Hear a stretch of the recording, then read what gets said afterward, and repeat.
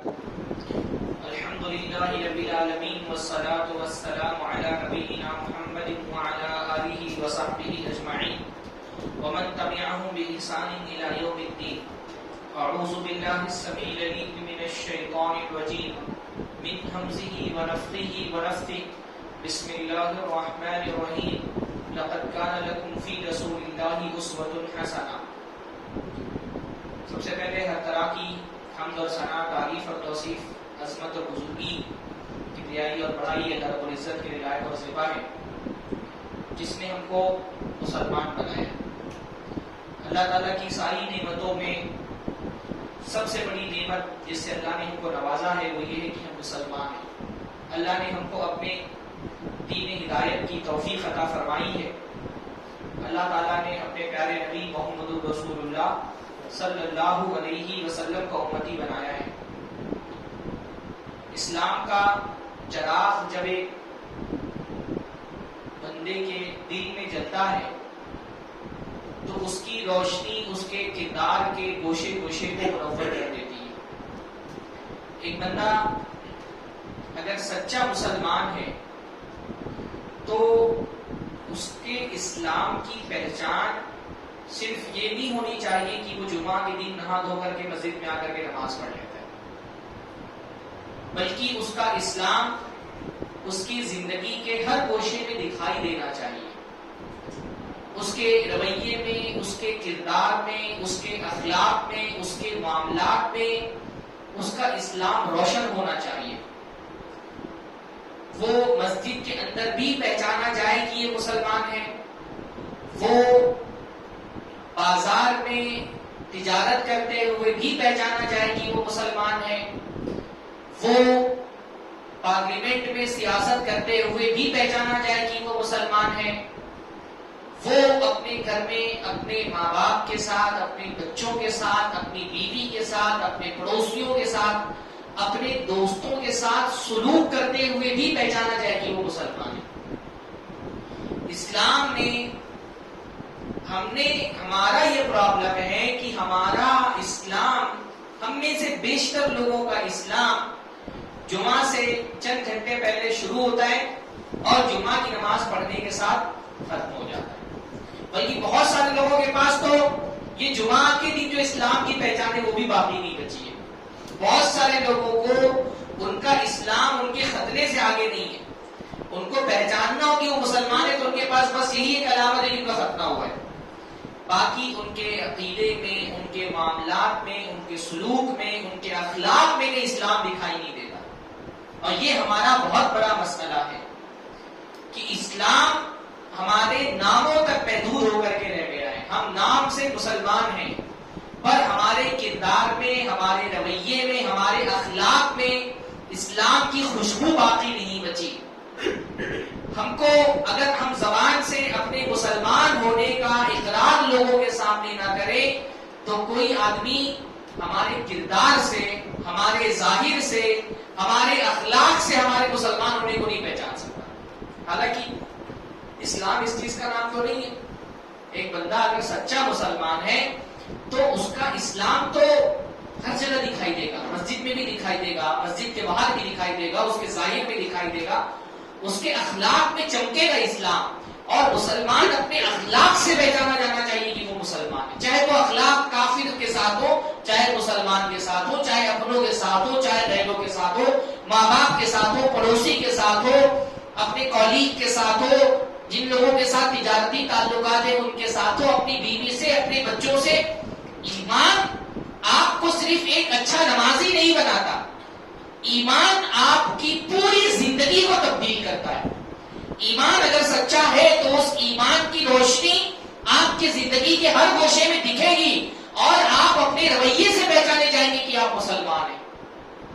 اس لیے اللہ کے رسول نے کیا فرمایا؟ ان اکمل المؤمنین ایمانا، ایمان والوں میں سب سے کامل ایمان والے لوگ اگر پہچانتے ہو تو کیسے پہچانا جائے گا؟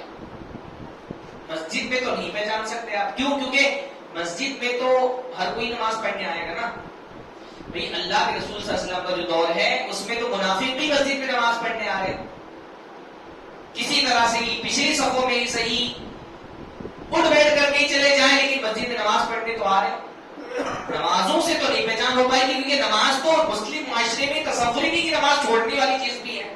وہ تو منافق کو بھی پڑھنی پڑ رہی ہے، کیونکہ نہیں پڑھے گا تو اس کا شمار ہی مسلمانوں میں نہیں ہوگا.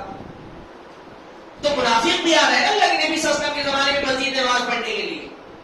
تو اگر ایمان کی تکمیل کا مظاہرہ کرنا ہو، مشاہدہ کرنا ہو، دیکھنا ہو کہ کامل ایمان والے کون سے ہیں، تو اللہ کے رسول نے ان کی علامت کیا بتائی؟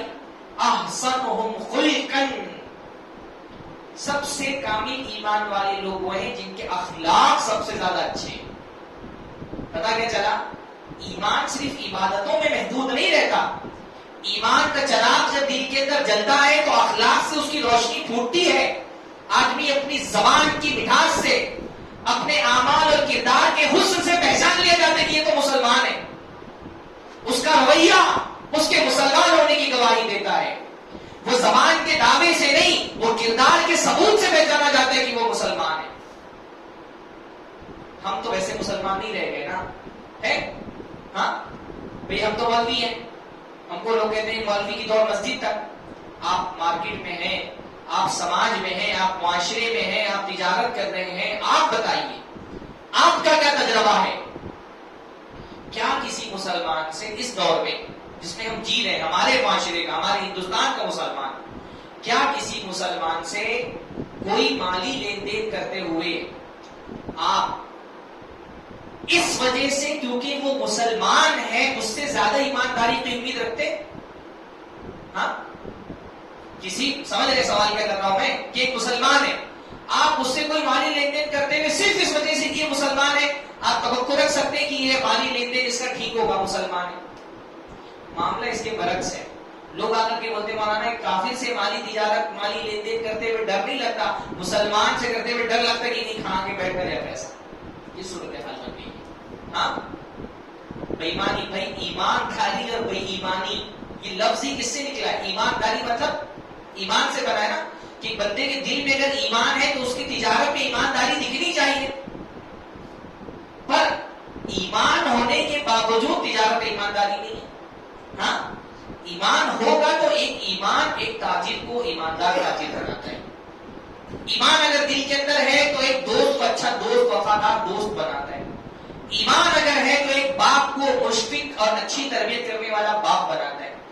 ایک شوہر کو اچھا شوہر بناتا ہے، ایک بیوی کو اچھی بیوی بناتا ہے. ایمان آپ کی زندگی کو تبدیل کرنے کے لیے ہے. ایمان صرف آپ کا نام تبدیل نہیں کرتا، ایمان صرف آپ کے معبود تبدیل نہیں کرتا، ایمان صرف آپ کی عبادت کا طریقہ تبدیل نہیں کرتا، ایمان آپ کی پوری زندگی کو تبدیل کر دیتا ہے. تو یہ بہت بڑا مسئلہ ہے کہ جب ہم ایمان کی بات کرتے ہیں نا تو ایمان ہمارے کردار سے الگ ہی چیز بن کر کے رہ گئے.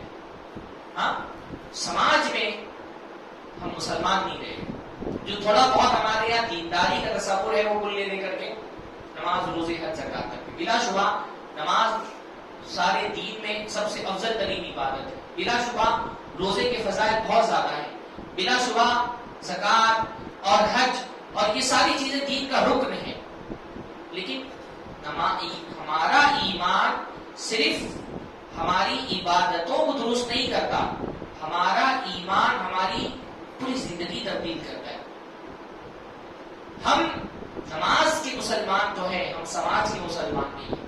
اگر ہم سچے مسلمان ہیں تو جیسے نماز میں ہمارا اسلام دکھتا ہے نا ویسے سماج میں بھی ہمارا اسلام دکھنا چاہیے. ہاں یہ بہت سارے سماجی موضوعات پر جب گفتگو کرتے ہیں یا میں کبھی ایسا ہوتا ہے کہ کسی کو موضوع دیتا ہوں کہ اس موضوع پہ گفتگو کرنی ہے تو لوگ ڈفرینشیٹ کرتے ہیں یہ دینی مسئلہ اور سماجی مسئلہ.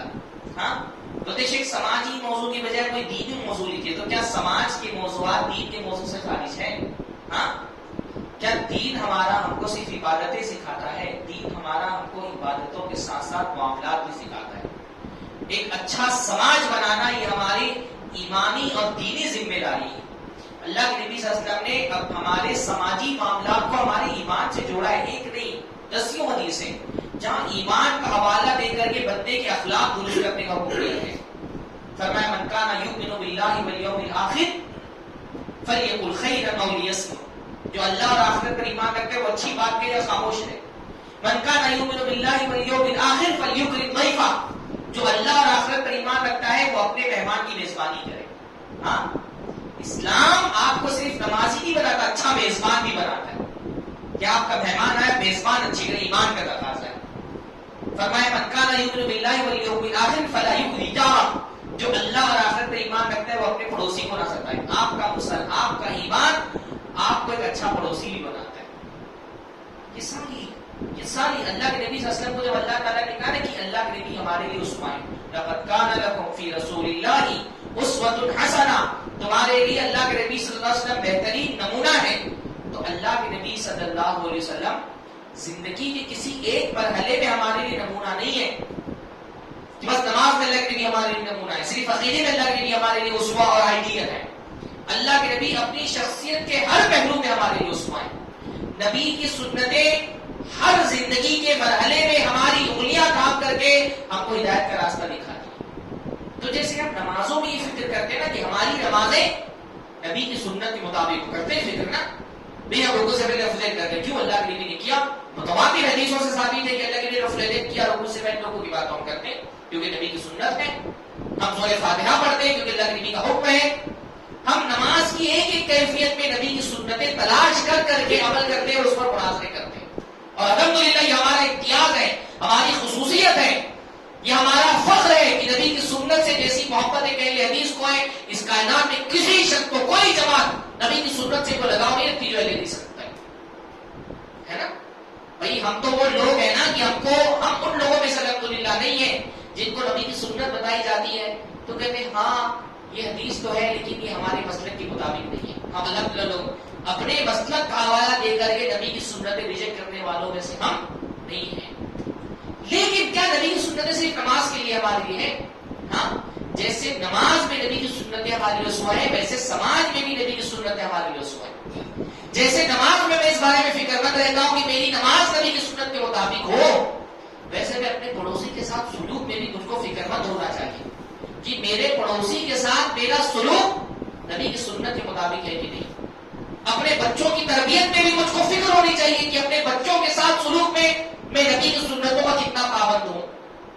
میں اگر امام ہوں مجھ کو فکر ہونی چاہیے کہ میں امامت میں نبی کی سنتوں کا کتنا پابند ہوں. میں اگر کسی عدالت کا قاضی اور جج ہوں تو بھی نبی کی سنت میرے لیے اسوہ ہے. ہر فوج کے سپہ سالار کے لیے نبی صلی اللہ علیہ وسلم کی زندگی اسوہ ہے. زندگی کے ہر مرحلے میں اللہ کے نبی کی زندگی ہمارے لیے اسوہ اور نمونہ ہے. اور وہ بہت سارے پہلوؤں میں ایک پہلو اللہ کے نبی کی زندگی کا بڑا خوبصورت کیا ہے کہ اللہ کے نبی صلی اللہ علیہ وسلم شوہر تھے. اللہ کے نبی صلی اللہ علیہ وسلم کی بہت ساری بیویاں تھیں اور ایک شوہر ہونے کی حیثیت سے بھی اللہ کے نبی صلی اللہ علیہ وسلم کی زندگی ہمارے لیے اسوہ اور نمونہ ہے. جیسے ہم نماز میں نبی کی سنتیں دیکھتے ہیں کہ نبی کی سنتیں نماز میں کیا ہیں، ویسے ہم کو اپنے گھر میں اپنی بیویوں کے ساتھ سلوک میں دیکھنا چاہیے کہ میں کتنا نبی کی سنتوں کا پابند ہوں. میرا موضوع کیا ہے؟ مثالی شوہر. اگر آپ کو پوری انسانی تاریخ میں ایک مثالی شوہر، ایک آئیڈیل شوہر، ایک رول ماڈل تلاش کرنا ہو شوہر کی حیثیت سے تو پوری انسانی تاریخ میں سب سے بڑا مثالی شوہر کون تھا؟ ہاں، اللہ کے نبی محمد الرسول اللہ صلی اللہ علیہ وسلم. اللہ کے نبی سے زیادہ اچھا شوہر پوری انسانی زندگی میں کوئی نہیں گزرا. ہم کو اگر شوہر بھی بننا ہے تو ہم کو سامنے اپنے لیے ماڈل کون سا رکھنا ہے؟ اللہ کے نبی صلی اللہ علیہ وسلم کا، ہے نا. اسی وجہ سے تو اللہ کے نبی صلی اللہ علیہ وسلم کی زندگی کے ہر پہلو کا اللہ نے محفوظ کیا. تو شوہر ہونے کی حیثیت سے بھی اللہ کے نبی کی زندگی کیسی تھی؟ باقاعدہ اس کو محفوظ کیا گیا تاکہ امت کے لیے امتی اگر یہ دیکھنا چاہے کہ میں اپنی بیوی کے ساتھ کیسا سلوک کروں، اس کے سامنے ایک ماڈل ہونا چاہیے اللہ کے نبی محمد رسول اللہ صلی اللہ علیہ وسلم، ہے نا. تو مثالی شوہر کون ہے کائنات میں؟ اللہ کے نبی محمد رسول اللہ صلی اللہ علیہ وسلم. تو ہم کو اللہ کے نبی صلی اللہ علیہ وسلم کی آج کے درس میں اللہ کے نبی صلی اللہ علیہ وسلم کی سنتیں بتاؤں گا ایز اے ہسبینڈ، ہے نا. نمازوں میں نبی کی سنت کیا ہے؟ پڑھتے ہیں سنتے ہیں الحمدللہ. ہم حج کرنے جاتے ہیں تو سنتیں سیکھ لیتے ہیں حج کی. ہم روزے رکھتے ہیں تو ایک ایک سنتوں پہ عمل کرتے ہیں. پر اللہ کے نبی صلی اللہ علیہ وسلم کی سنتیں بحیثیت شوہر اللہ کے نبی صلی اللہ علیہ وسلم کی کیا سنت ہے وہ میں انشاءاللہ تعالیٰ آپ کے سامنے رکھوں گا. اللہ کچھ سنت بھی اتنا میرے پاس وقت بچے گا. اللہ رب العالمین ہم سب کو نبی صلی اللہ علیہ وسلم کی سنتوں کی اتباع کی توفیق نصیب فرمائے. موضوع سمجھ میں آ گیا؟ ہاں، عمل کریں گے نا انشاءاللہ. اور مشکل ہو گیا کہیں تو ہاں آسان نہیں. اچھا شوہر بننا بہت مشکل کام ہے دنیا کا. ہاں اچھا شوہر بننا دنیا کا مشکل کام ہے. اس کے لیے بڑا صبر چاہیے, بڑی ہمت چاہیے. آپ میں تقریباً سبھی لوگ شادی شدہ ہیں نا؟ ہاں شادی شدہ ہے سب لوگ نا. اور جو نہیں ہے ان کو اچھا شوہر بننے کے لیے پہلے شادی کرنی پڑے گی. ہاں جو نہیں ہے ان کو اچھا شوہر بننے کے لیے کبھی انشاءاللہ تعالیٰ کبھی موضوع لیں کہ ہمارے بہت سارے احباب ایک اچھی خاصی عمر گزار دیتے ہیں, شادی نہیں کرتے. شادیوں میں تاخیر, اللہ کے نبی کی سنتوں میں سے جلدی شادی کرو بھائی. ہاں یہ بھی اللہ کے نبی صلی اللہ علیہ وسلم کا حکم ہے جلدی شادی کرنا, تو کبھی اس پہ بھی بات کریں گے. تو اللہ کے نبی شوہر بننا دنیا کا مشکل کام ہے. ہاں آسان کام نہیں ہے, لیکن شوہر اچھے شوہر بننے کا اجر بھی بہت زیادہ ہے. اللہ تعالیٰ کے اچھے شوہر کا مقام و مرتبہ بھی بہت بلند ہے. تو ہم انشاءاللہ تعالیٰ کچھ سنتیں دیکھیں گے اللہ کے نبی صلی اللہ علیہ وسلم کی. اللہ کے نبی صلی اللہ علیہ وسلم کی شوہر ہونے کی حیثیت سے سب سے پہلی سنت جو میں آپ کے سامنے رکھنا چاہتا ہوں وہ یہ ہے کہ اللہ کے نبی صلی اللہ علیہ وسلم اپنی بیویوں کو نہیں مارتے. آپ نے اپنی پوری زندگی کبھی اپنی کسی بیوی پر ہاتھ نہیں اٹھایا. یہ تو بہت مشکل سنت ہوگی بہت سارے لوگوں کے. ہاں اللہ کے نبی صلی اللہ علیہ وسلم نے کبھی اپنی کسی, حضرت عائشہ فرماتی ہے صحیح روایت ہے کہ اللہ کے نبی صلی اللہ علیہ وسلم نے نہ کبھی اپنی کسی بیوی کو مارا, نہ کسی جانور کو مارا, نہ کسی غلام کو مارا, کبھی نہیں مارا. نہ صرف یہ کہ اللہ کے نبی نے نہیں مارا, اللہ کے نبی نے اپنی امتیوں کو منع کیا. فرمایا لا تسبوا اماء اللہ, اللہ کی بندیوں کو مت مارو. حکم دیا اللہ کے نبی صلی اللہ علیہ وسلم نے کہ اللہ کی بندیوں کو مت مارو. بعض صحابیات آئیں اللہ کے نبی کے پاس اور اللہ کے نبی سے شکایت کی کہ اللہ کے نبی ہمارے شوہر ہم کو مارتے.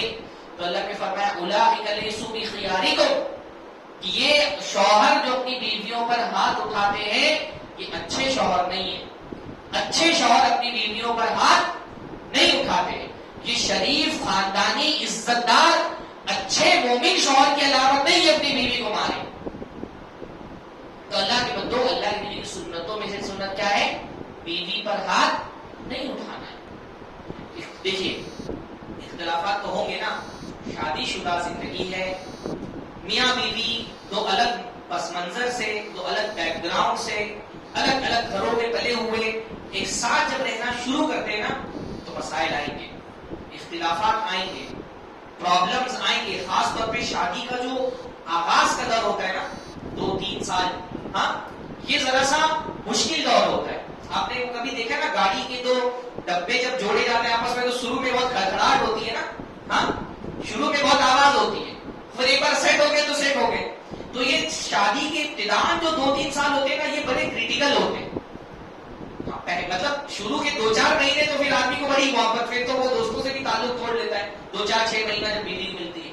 لیکن اس کے بعد کیونکہ عورت ہے, اس کا مزاج ہے, اس کے خیالات ہیں, اس کا اپنا ایک پس منظر ہے, ایک الگ طرح کی ماحول میں پلی بڑی ہے, شوہر ایک الگ طرح کے ماحول میں پلا بڑا ہے, دونوں کے اپنے جو ہے وہ ایک اپنا شوق ہے, دنیا کو دیکھنے کا اپنا نظریہ ہے, دونوں کی اپنی سوچ ہے, پھر دونوں کو ایک ساتھ رہنا ہے اور دونوں ایک دوسرے کے ساتھ اتنے کام لگے ہوئے ہوتے کہ اختلافات ہوتے ہیں, اختلافات ہوں گے. اگر میں یہ بولوں کہ نہیں میاں بیوی درمیان کوئی اختلاف نہیں ہونا چاہیے تو یہ فطرت کے خلاف بات ہو جائے گی. اختلافات تو ہوں گے, اختلافات کو اللہ کے نبی صلی اللہ علیہ وسلم نے حل کرنے کا طریقہ بتایا ہے. اللہ کے نبی نے اپنی بیویوں سے اختلاف ہوا. دنیا میں اگر کوئی رشتہ ایسا ہوتا جس میں شوہر کا اپنی بیوی سے اختلاف ہوتا ہی نہیں کچھ بھی تو اللہ کے نبی اپنی بیویوں سے ہونا چاہیے تھا, پر ایسا نہیں ہوا. نبی صلی اللہ علیہ وسلم کا بھی اپنی بیویوں سے بہت سارے معاملات میں, ظاہر سی بات ہے وہ دینی مسائل میں تو اختلاف نہیں ہو سکتا تھا نا. دینی مسائل میں تو ازواج مطہرات اللہ کے نبی صلی اللہ علیہ وسلم کی ہر بات کو بحیثیت نبی مان لیتی تھی. وہ تو سوال ہی نہیں پیدا ہوتا کہ کسی معاملے میں اللہ کے نبی دینی کوئی حکم دے اور ازواج مطہرات میں سے کوئی انکار کر دے. پر سماجی مسائل میں, اپنے گھریلو مسائل میں بہت سارے پرابلمز ہوتے تھے جہاں بیوی کو اللہ کے نبی صلی اللہ علیہ وسلم سے کوئی اختلاف ہو گیا یا بیوی سے کوئی غلطی ہو گئی. بھئی ازواج مطہرات کوئی آسمان سے اترے ہوئے حوریں نہیں تھی, دنیا کی تھی, اور اللہ تعالیٰ کی حکمت میں یہ بات تھی کہ نبی سے کوئی اختلاف ہو ازواج مطہرات کا اور اللہ کے نبی اس کو حل کرے تو ہماری رسوا بھی بن جائے, ہے نا. اگر ساری بیویاں ہر بات مان لیتی تو ہم کو پتہ کیسے چلتا کہ بیویوں کے ساتھ ڈیل کیسا کرنا ہے. اللہ کے نبی نے اپنی بیویوں کے ساتھ اختلافات میں ڈیل کیا تو اللہ کے نبی صلی اللہ علیہ وسلم کا ڈیل کرنا بھی ہمارے رسوا بن گیا. تو اختلافات ہوئے اللہ کے نبی کے بھی, پر اللہ کے نبی اس کو ڈیل کر کے آپ کو سکھایا کیسے ڈیل کرنا ہے. بھائی کبھی سمجھایا اللہ کے نبی نے، کوئی بات صحابیہ نے غلط کہہ دی، اللہ کے نبی کی کسی بیوی نے کسی دوسری بیوی کے بارے میں فرمایا کہ وہ تو ذرا سا ناٹے بد کی ہے، ان کو تانا دیا ان کے چھوٹے کلوں نے، اللہ نے فوراً سمجھایا، دین کا حوالہ دے کر کے سمجھایا، لقد قلت کلمۃ لمزجت بماء البحر لمزجته، غالباً حضرت عائشہ کی کہ تم نے ایسی بات کہہ دی ہے کہ اگر اس کو سمندر کے پانی میں ڈال دو تو سمندر کا پانی گندا ہو جائے. اچھے سے، محبت سے، پیار سے سمجھایا. بھائی عورت تو جو ہے نا وہ اتنی جذباتی ہوتی، صرف آپ کو بات کر دیا نہیں چاہیے. کون سا مسئلہ ہے جو حل نہیں کر سکتے آپ بات کر کے عورت سے؟ اللہ تعالیٰ نے عورت کا مزاج، اس کا دل، اس کا دماغ ایسا بنایا ہے، صرف آپ کو بات کرنے آنا چاہیے. کون سی بات ہے جس پہ آپ کنوینس نہیں کر سکتے؟ میں نے دوسری شادی پہ کنوینس کر دیا اپنی بیوی کو. کنوینس کرنے آنا چاہیے. اللہ کے رسول کنوینس کرتے تھے اپنی بیویوں کو. کبھی کوئی مسئلہ ہوا تو سمجھا کر کے مسئلہ حل کیا، کبھی کوئی مسئلہ ہوا تو ناراض ہو گئے. غالباً حضرت صفیہ تھی نا، کسی نے جو ہے نا وہ اللہ کے نبی کی کسی بیوی کو کہہ دیا کہ یہ یہودیہ کہہ دیا. غالباً صفیہ کو کسی نے کہا انا، کیوں تھی وہ؟ حضرت زینب نہیں تھی غالباً، حضرت حفصہ ہی تھی نا. حضرت حفصہ نے حضرت صفیہ کو کہا کہ وہ یہودیہ. اللہ کے رسول اتنا ناراض ہو گئے کہ اللہ کے رسول صلی اللہ علیہ وسلم 2 مہینے تک ان کے گھر پہ نہیں گئے. 2 مہینے تک نہیں گھر پہ، ناراضگی کا اظہار کر کے سمجھا. حضرت صفیہ نے کہا کہ حضرت حفصہ نے کہا کہ اب تو میں مایوس ہو گئی تھی کہ اللہ کے نبی کبھی آئیں گے. کبھی ناراض ہو گئے، کبھی محبت سے سمجھایا، کبھی نظر انداز کر دیا. اللہ کے نبی صلی اللہ علیہ وسلم نے ایک مرتبہ حضرت عائشہ کے گھر پہ اللہ کے نبی صلی اللہ علیہ وسلم تھے، تو کسی بیوی کے یہاں کچھ اچھا کھانا بنا تھا، تو سوچا چلو میرے گھر پہ نہیں بنا تو اللہ کے رسول کے بھجوا دیتی. کھانے ویسے تو بہت ازواج مطہرات کو بھی جو پیسہ ملتا تھا، اللہ کے رسول صلی اللہ علیہ وسلم اپنی بیویوں کو خرچہ دینے میں کوئی تنقید نہیں کرتے تھے. ایسا نہیں تھا وہ جو آپ حدیثوں میں پڑھتے ہیں نا کہ اللہ کے رسول صلی اللہ علیہ وسلم کے گھر میں کہیں پر بھی کھانا نہیں جلتا تھا، 2 مہینوں تک کے چولہے نہیں جلتے تھے. تو اس کی وجہ یہ نہیں تھی کہ اللہ کے رسول خرچ نہیں دیتے تھے. اللہ کے رسول سال میں ایک بار ہی پورے سال کا خرچہ ازواج مطہرات کو دے دیتے تھے، کیونکہ اللہ کے رسول کی ذمہ داری تھی نا. ایسا نہیں تھا کہ اللہ کے رسول خرچ نہیں دیتے تھے، پر ازواج مطہرات کا مزاج بھی اللہ کے رسول کے ساتھ رہتے ہوئے کیا بن گیا تھا؟ سب خرچہ کر دیتی تھی، بچاتی نہیں تھی کچھ اپنے پاس، سب خرچ کر دیتی تھی.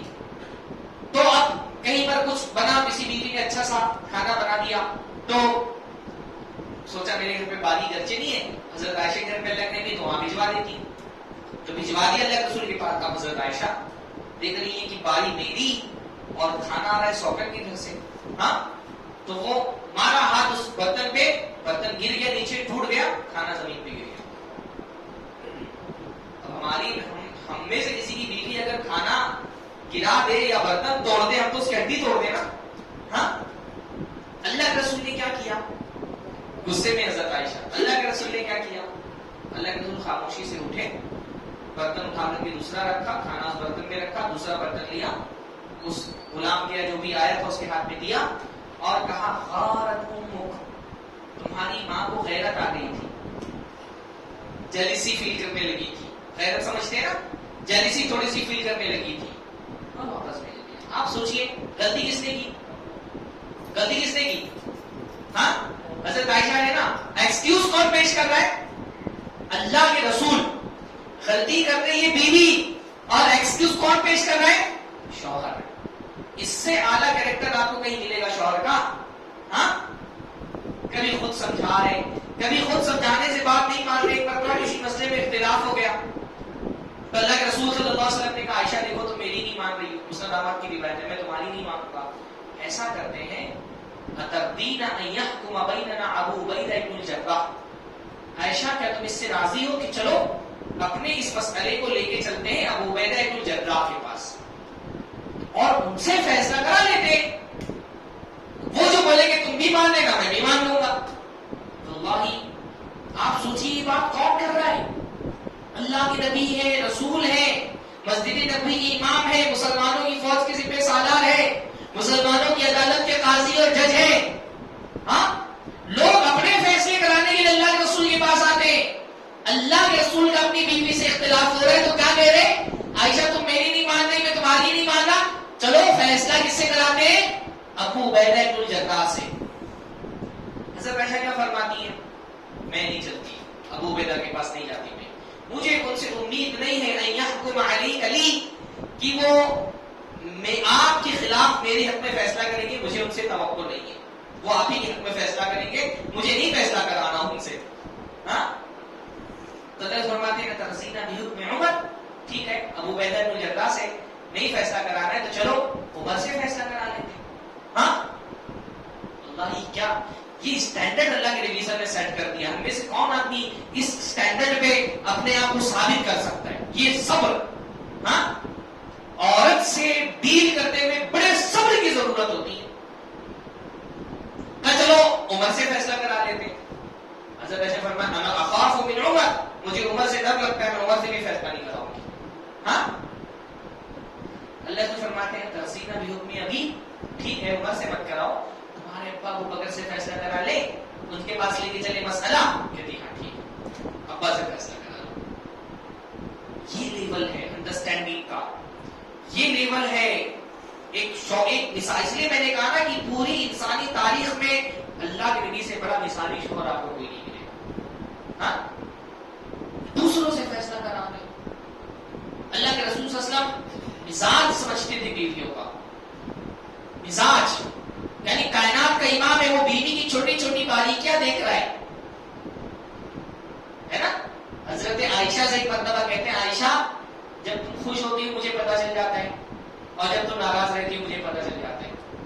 تو حضرت عائشہ نے فرمایا کہ کیسے اللہ کے رسول؟ تو کہا جب خوش ہوتی ہو مجھ سے تو کہتی ہو لا ورب محمد، ہرگز نہیں، قسم ہے محمد کے رب کی. اور جب مجھ سے ناراض ہوتی ہے تو کہتی ہوں لا ورب ابراہیم، ہرگز نہیں، قسم ہے ابراہیم کے رب کی. تو جب تم کہتی ہو لا ورب ابراہیم میں سمجھ جاتا ہوں آج تمہارا مزاج ٹھیک نہیں ہے، آج ذرا سی ناراضگی ہے. ہاں تو حضرت عائشہ کہتی ہے اللہ کے رسول میں صرف آپ کا نام چھوڑتی ہوں بس. ہاں یعنی دل میں آپ کی محبت تو ویسے ہی رہتی ہے، میں بس نام آپ کا چھوڑ دیتی ہوں. کائنات کئی بار اس کو کتنے سارے کام ہیں. ہاں اللہ کے نبی سے بڑا مشن کسی کا تھا، اس کے باوجود بیوی کو اتنی اہمیت دے رہے کہ چھوٹی چھوٹی باتوں ہیں اللہ کے نبی صلی اللہ علیہ وسلم اس کو نوٹس لے رہے ہیں، نوٹ کر رہے ہیں چھوٹی چھوٹی بات اور بتا رہے ہیں اپنی بیوی کو. تو اللہ کے بندو اللہ کے رسول کے بھی اپنی بیویوں سے اختلاف ہوئے پر اللہ کے رسول نے بیویوں پر ہاتھ نہیں اٹھایا، ڈیل کیا نا. اللہ کے رسول صلی اللہ علیہ وسلم نے اس لیے ہم کو تعلیم دی ہے کہ بیویاں جو ہے نا، اللہ کے رسول صلی اللہ علیہ وسلم کی صرف ایک حدیث اگر ہم سمجھ جائے نا، شوہرانہ زندگی کے جتنے مسائل ہیں، جتنے بھی میریٹل افیئرز ہوتے ہیں، پریشانیاں آتی ہیں، سب حل ہو جائے. صرف ایک حدیث اللہ کے رسول کی ہم سمجھ جائیں. اللہ کے رسول نے کیا بتایا؟ اللہ کے رسول نے بتایا کہ عورتیں مردوں سے مختلف ہوتی ہیں، ہے نا. صرف ایک مسئلہ آپ یہ سمجھ لیں، سارے مسائل کا اس ایک حدیث کے اندر موجود ہے. اللہ کے رسول نے کیا بتایا؟ اللہ نے فرمایا کہ عورتوں کے ساتھ خیر کا معاملہ کرو، بھلا معاملہ کرو، ان کو تکلیف مت پہنچاؤ، ان کے ساتھ اچھا سلوک کرو. کیوں؟ کیونکہ عورتیں پسلی سے پیدا کی گئی ہیں. اور پسلی کیا ہوتی ہے؟ پسلی ٹیڑھی ہوتی ہے نا. اس ٹیڑھی پسلی کو اگر سیدھا کرنے کی کوشش کرو گے تو یہ ٹوٹ جائے گی. اللہ تعالیٰ نے عورت کو مرد سے اچھا، بعض جو ملحدین ہیں، ایکس مسلمز ہیں، وہ اس پہ بہت اعتراض کرتے ہیں کہ دیکھو اسلام میں عورتوں کی کتنی توہین کی گئی ہے، ان کو کہا گیا کہ ٹیڑھی ہوتی ہے. اللہ کے رسول نے پسلی کی مثال دی نا، پسلی ٹیڑھی ہوتی ہے. کیا پسلی کا ٹیڑھا ہونا کوئی عیب ہے؟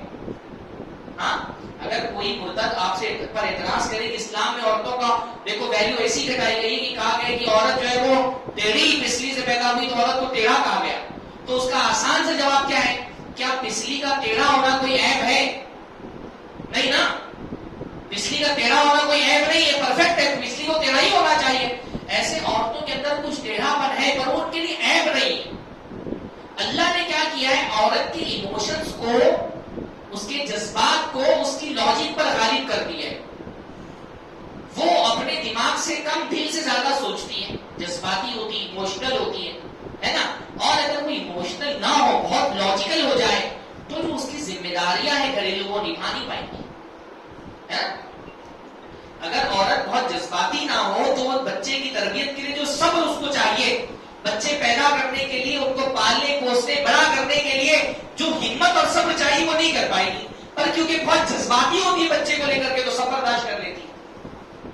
تو اللہ نے فرمایا عورت بسلی سے پیدا کی گئی ہے اور سب سے اوپر کی بسلی ٹیڑھی ہے، اگر اس کو طاقت لگا کے سیدھا کرو گے تو وہ ٹوٹ جائے. طاقت مت لگاؤ. ہم میں سے سارے شوہروں کا اکثر پرابلم یہ ہوتا ہے نا کہ ہم کو بیوی کی شکل میں عورت نہیں چاہیے، ہم کو چاہیے روبوٹ. وہ روبوٹ جو ہے نا اس میں ہم اپنے حساب سے پروگرامنگ کر دیں اور اس کا ریموٹ کنٹرول ہمارے ہاتھ میں ہو اور ہم جیسے ریموٹ دبائیں ہمارے حساب سے وہ ریئیکٹ کرے. تو ایسا نہیں ہوگا. 100% عورت کبھی بھی شوہر کے میں نہیں کہہ رہا آپ بولے مولانا باغی بنا کر بھی چلے گئے عورتوں کو. بھائی عورتوں پہ انشاءاللہ کبھی بات ہوگی آگے. عورت کو اطاعت کرنی چاہیے، اللہ تعالیٰ نے شوہر کی اطاعت میں اس میں جنت رکھی ہے، لیکن ظاہر سی بات ہے کہیں نہ کہیں کچھ نہ کچھ مسائل تو ہوں گے نا. ہاں عورت کو تو ہم سمجھائیں گے کہ تم اطاعت کرو، لیکن شوہر کے لیے بھی کیا حکم ہے؟ نرمی برتو.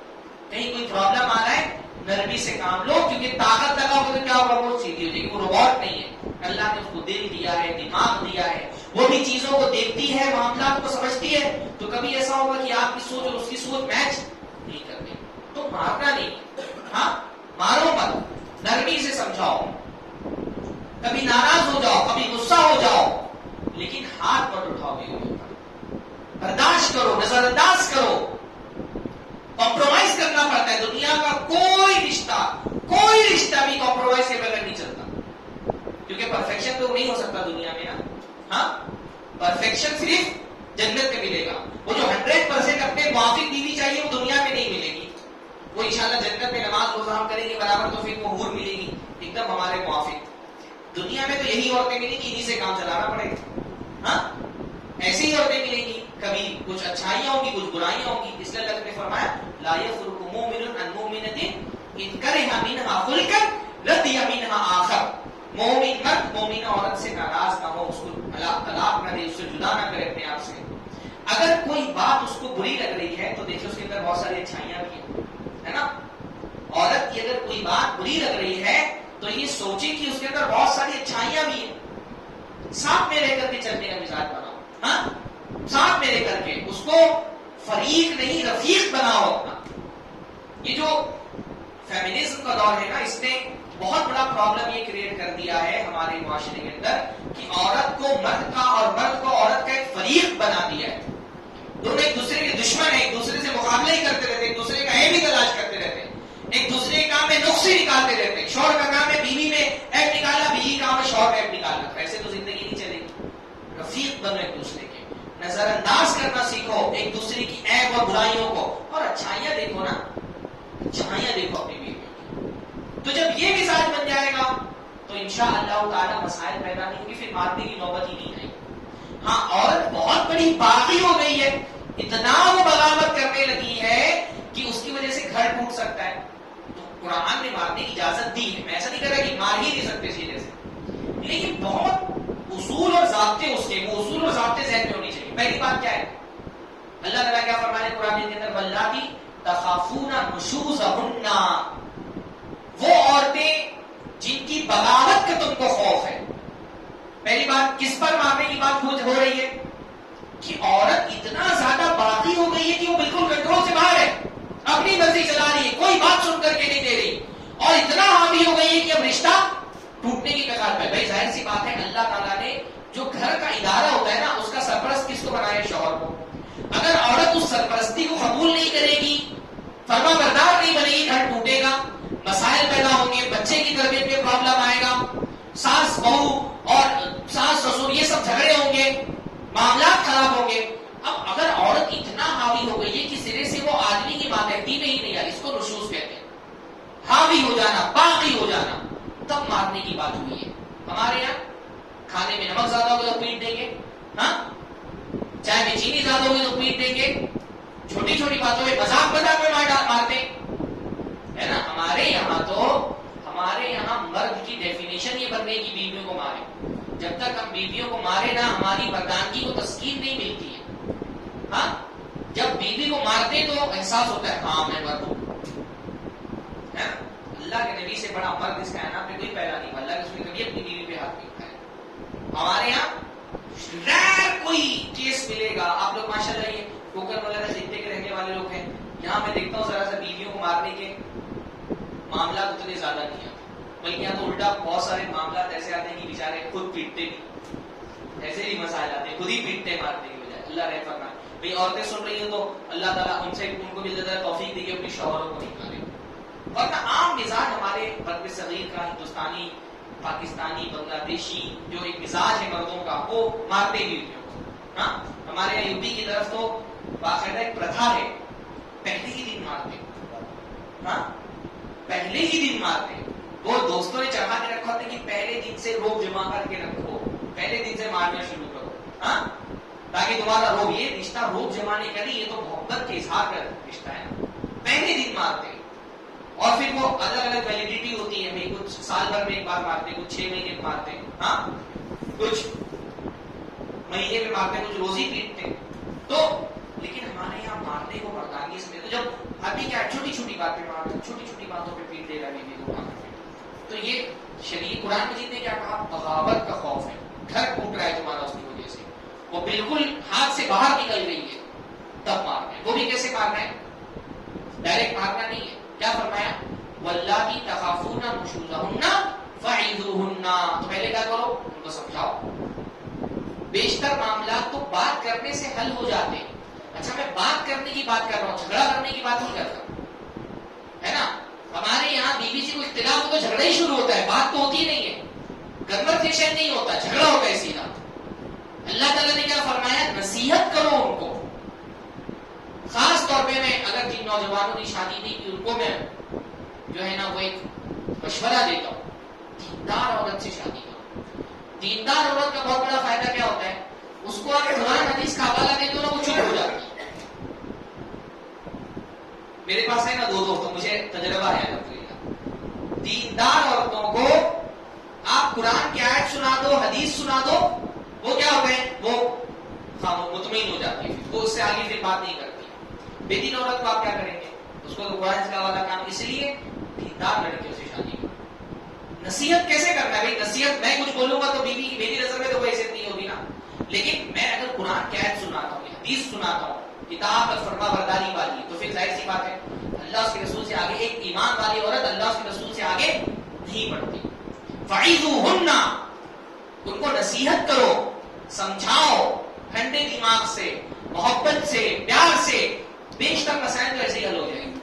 بحث مت کرو, بحث کر کے تو کوئی فائدہ, لڑائی کر کے, جھگڑا کر کے, بحث کر کے, عورتوں سے بحث میں کوئی مرد جیت نہیں سکتا.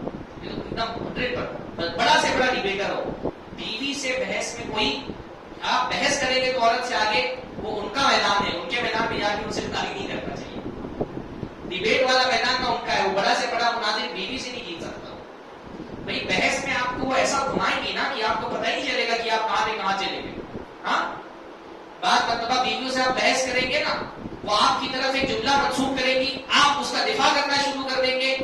آگے کرنے بعد آپ کو پتہ چلے گا یہ جملہ تو میں نے بولا ہی نہیں تھا, میرے بولنے کا تو یہ مطلب تھا ہی نہیں. آپ بولتے کچھ ہے, وہ مطلب کچھ اور نکالتے ہیں. آپ بحث میں نہیں جیت سکتے عورت سے. بحث مت کرو, ہاں نظر انداز کر دو اس کو. ہاں فرمایا فعظوہن, سمجھاؤ اچھے سے, نصیحت کرو. نصیحت کر کے نہیں مان رہی, پھر بھی اڑی ہوئی ہے, کیا فرمایا, پھر بھی مان نہیں سکتے. واہجرہن فی المضاجع, بستر الگ کر دو. ایک سائیکولوجیکل ٹریٹمنٹ ہے کہ میرا شوہر مجھ سے اتنا ناراض ہے کہ جو اس کی سب سے شدید ضرورت ہے وہ بھی مجھ سے پوری کرنے کے لیے نہیں آ رہا. یعنی یہ غم, غصہ, ناراضگی اس کی اتنی بڑھ گئی ہے کہ وہ اپنی ضرورت پر صبر کر لے رہا ہے لیکن میرے پاس نہیں آ رہا.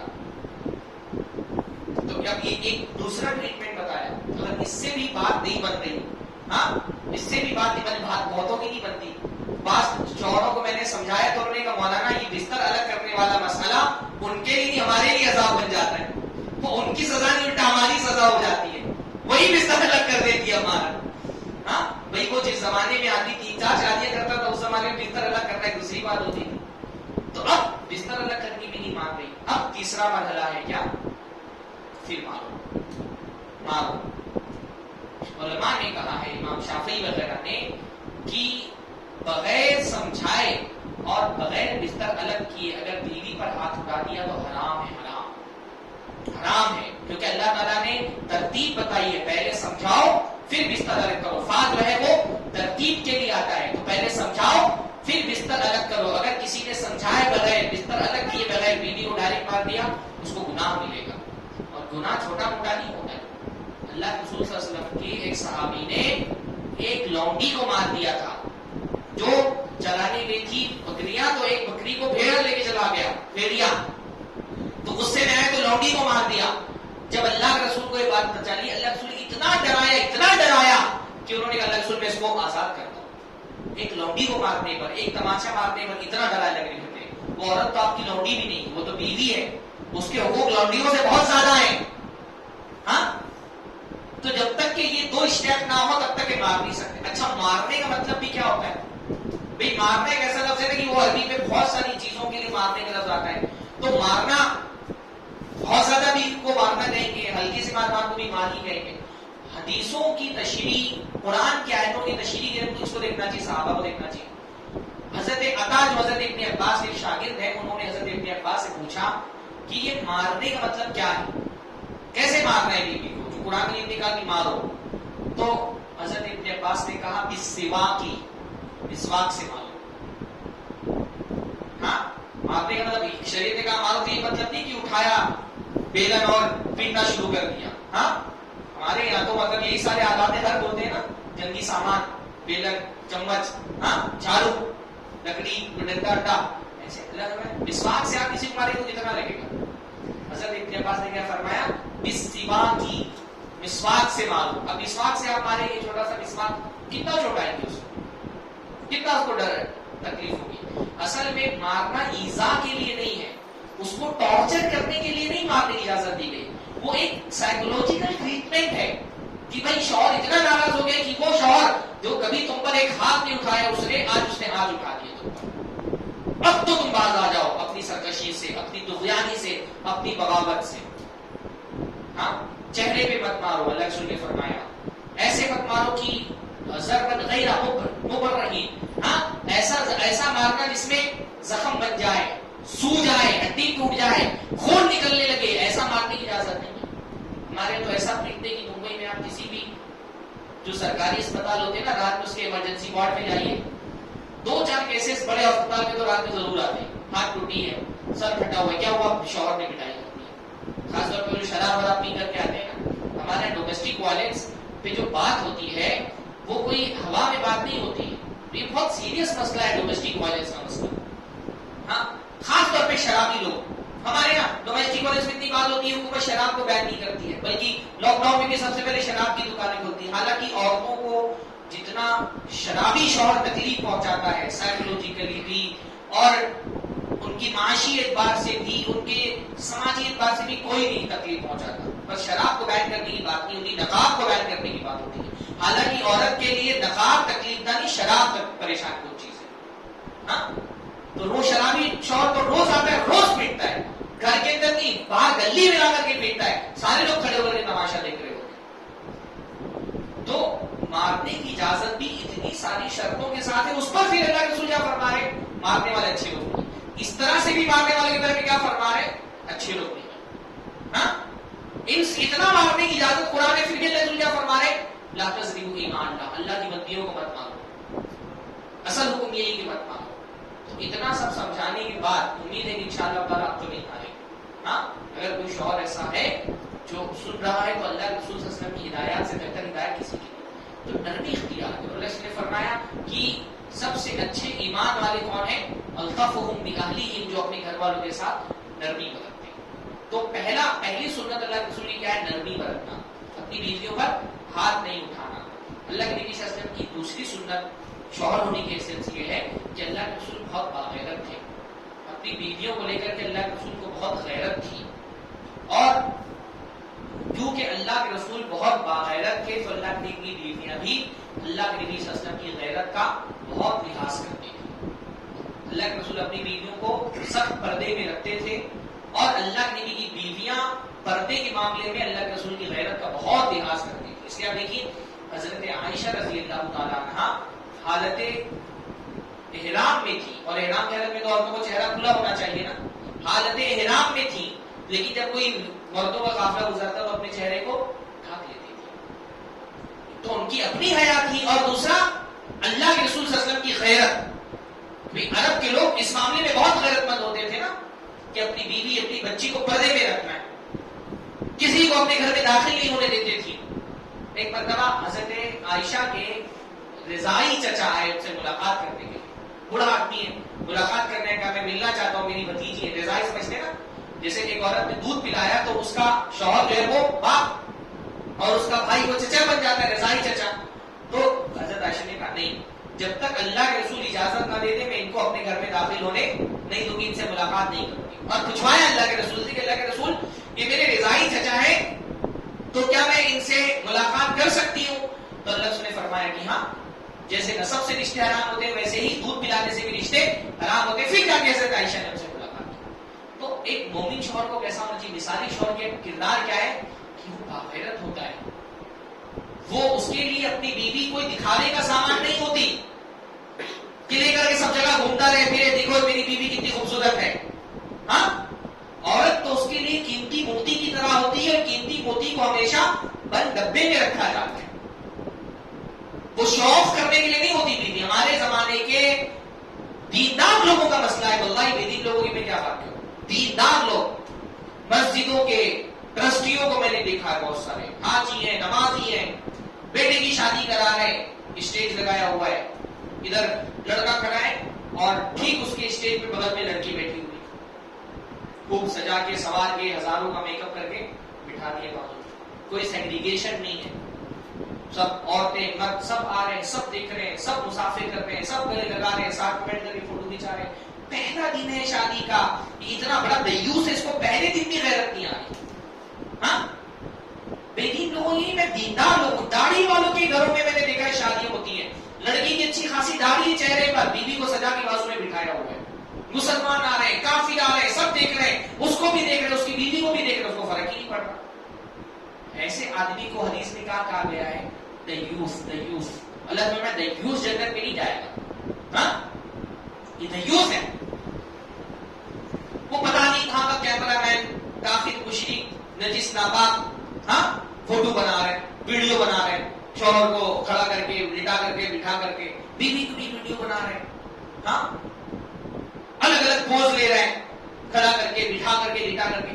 جتنے اینگل سے کیمرہ مین دیکھ لیتے ہیں نا شادی کی دن عورت کو، شاید پوری زندگی شوہر بھی اتنے اینگل سے نہیں دیکھتا ہوگا. ہاں، اس کو کوئی غیرت نہیں آ رہی.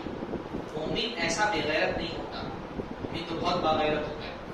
کتنا باغیرت ہوتا ہے اندازہ لگائیے کہ مرتبہ حضرت عمر سے اللہ کے رسول نے فرمایا کہ مجھے جنت میں ایک بہت خوبصورت محل دکھایا گیا، اور میں نے اس محل کے باہر دیکھا کہ ایک حور وضو کر رہی ہے.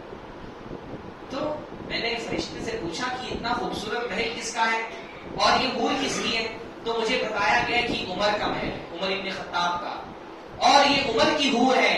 اللہ سے فرماتے جیسے ہی میں نے عمر کا نام سنا مجھے عمر کی غیرت یاد آ گئی. فذکرت غیرتہ، مجھے اس کی غیرت یاد آ گئی. میں نے فوراً نظریں پھیر لی کہ کہیں عمر کو اس بارے میں نہ غیرت آ جائے کہ میں نے ان کی حور کو کیوں دیکھ لیا. اتنی غیرت. بیوی تو بیوی، حوروں کے بارے میں بھی تمنا کیا ہے؟ کسی نے نہ دیکھا. اس لیے قرآن مجید میں بار بار حوروں کی صفت کیا بیان کروائی؟ کامثال اللؤلؤ المکنون، جیسے چھپی ہوئی موتیاں ہوتی ہیں، کسی کی نگاہ نے ان کو آلودہ نہیں کیا ہے، ویسی کسی نے نہیں دیکھا ہوگا حوروں کو. آپ اتنا آپ کے لیے وفادار کہ کسی کی نظر بھی ان پر نہیں پڑی، خالص آپ کے لیے بنائی گئی ہے. ہاں، حضرت عمر رونے لگے، کہنے لگے علی جاغا یا رسول اللہ، اللہ کے رسول کیا میں آپ پر غیرت کروں گا؟ ہاں، اتنا غیرت کا خیال. ہمارے یہاں سب سے بڑا دیوس جو ہے نا ہمارے معاشرے کا شوہر ہے. بھائی کو بھی ذرا سا بہن کے بارے میں غیرت ہوتی ہے، ایک باپ کو بھی اپنی بیٹی کے بارے میں غیرت ہوتی ہے. سب سے بڑا بے غیرت شوہر ہے. عورت کو دکھانے کا سامان بنایا. مجھے تو تعجب ہوتا ہے دیندار لوگوں پہ، خاص طور پہ نئے نئے کنوارے بنتے بھی اس عمر میں ہے نا، 30-35 سال کی عمر میں تو شادی کر رہے تو ان کو لگتا ہے ہم کو جو مل گیا کسی کے پاس نہیں ہے. اسٹیٹس میں لگا رہے بیوی کی فوٹو لے کر کے. اللہ نے فتح دیندار لوگوں کی، میں نے کہا دائی ہیں، دعوت کا کام کرتے، مناظرے کرتے، شادی ہوئی بیوی کے ساتھ ہنی مون منانے گئے، اسٹیٹس میں لگا رہے. کس کو دکھا رہے ہو؟ چلو نقاب میں ہی لگا رہے ہو، پر کس کو دکھا رہے ہو؟ تمہاری بیوی دکھانے کا سامان ہے، تم کو نہیں پتا جہاں دوست جو نامحرم ہے تمہاری بیوی کے وہ بھی تمہاری بیوی کے اسٹیٹس میں دیکھ رہے ہیں. نقاب میں ہی آنکھیں بھی کیوں دیکھے کوئی تمہاری بیوی کی؟ بھائی آنکھوں میں اٹریکشن نہیں ہوتا ہے؟ کیا گارنٹی تمہارے پاس کہ تمہارے دوستوں میں سے کوئی زوم کر کے تمہاری بیوی کی آنکھیں شہوت کی نظروں سے نہیں دیکھے گا؟ اللہ نے تو اٹریکشن رکھا ہے. ہمارے بہت سارے جو مناظرے ہوتے ہیں نا سنیچر کو شام کو لائیو اسٹریم پر، تو بہت سارے لوگ جو ملحدین آتے ہیں کہ اسلام نے عورتوں کو جو اتنا بند کر کے رکھا ہے، نقاب پہننے کا حکم دیا ہے، آنکھیں کو چھپانے کا حکم دیا ہے، تو ہم ایک چھوٹا سا سوال کرتے ہیں، بھائی تم مرد ہو، تم بتاؤ کیا عورتوں کی آنکھیں دیکھ کر کے تمہارے شہوات نہیں جاگتے؟ تم عورتوں کی آنکھوں میں اٹریکشن فیل نہیں کرتے ہو؟ عورتوں کے بالوں میں اٹریکشن فیل نہیں کرتے ہو؟ اگر نہیں فیل کرتے ہو تو پھر یہاں مناظرے میں آنے کے بجائے کسی حکیم کے پاس جاؤ. ہاں اگر تم کو اٹریکشن فیل نہیں ہوتا ہے پھر تو یہ جگہ تمہارے لیے ٹھیک نہیں ہے. پھر کوئی حکیم ڈھونڈو کہ بھائی عورتوں کے آگے دیکھ کر مجھے کوئی فرق نہیں پڑتا، بال دیکھ کے مجھے کوئی فرق نہیں پڑتا. اللہ نے عورت کو سراپا حسن و جمال بنایا ہے، اس کی ہر شے. بھائی دکھنے والی چیزیں چھوڑیے، وہ تو اگر پازیب بھی پہنے ہوئی ہو نا، ایک تھوڑا سا اس کے پیروں کی پازیب کی، اس کی پائل کی جھنکار بھی پردے کو مرد کو اٹریکٹ کرتی. میں ایک گارنٹی دیتا ہوں کہ یہاں بیٹھے ہوئے نا سارے مرد بیٹھے ہو، ذرا سا ایک پازیب کی جھنکار باہر آ جائے نا، ہر مرد کی نظر پہلے وہیں جائے گی. چوڑیوں کی کھنک بھی اٹریکٹ کرتی ہے. اس لیے تو اللہ تعالیٰ نے فرمایا ولا کہتے ولا یضربن بارجلہن لیعلم ما یخفین من زینتہن، کہ اپنے پیروں کو بھی تیز مت مارو تاکہ تمہاری جو زینت چھپی ہوئی لوگوں کے سامنے جائے. تو تم اتنے بے غیرت ہو، اسٹیٹس لگا رہے. دیندار گھرانوں کی لڑکی اسٹیٹس میں اپنی دائی ہے، مسجد کی ذمہ دار ہے، اسٹیٹس میں بیوی کس کو دکھا رہے ہو تم؟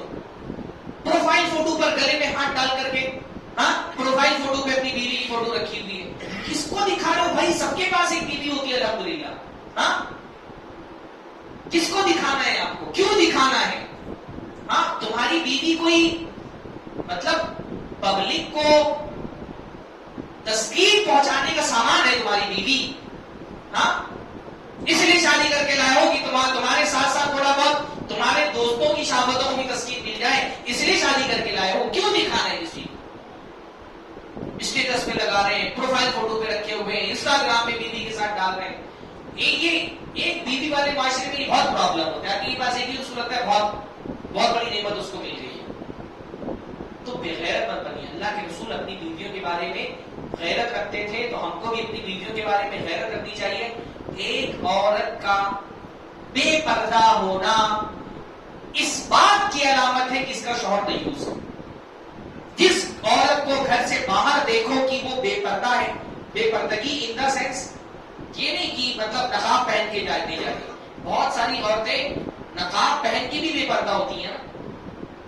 وہ تو نقاب میں اتنا اٹریکٹ کر رہی ہوتی کہ شاید وہ نقاب نہیں لگاتی تو اتنا لوگ ان کو نہیں دیکھتے گھر کے.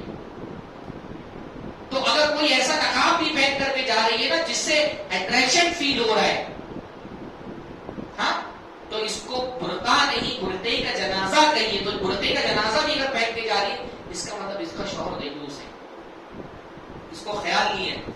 ہاں عورتوں کی بے حیائی مردوں کی بے غیرتی کی علامت ہے نا.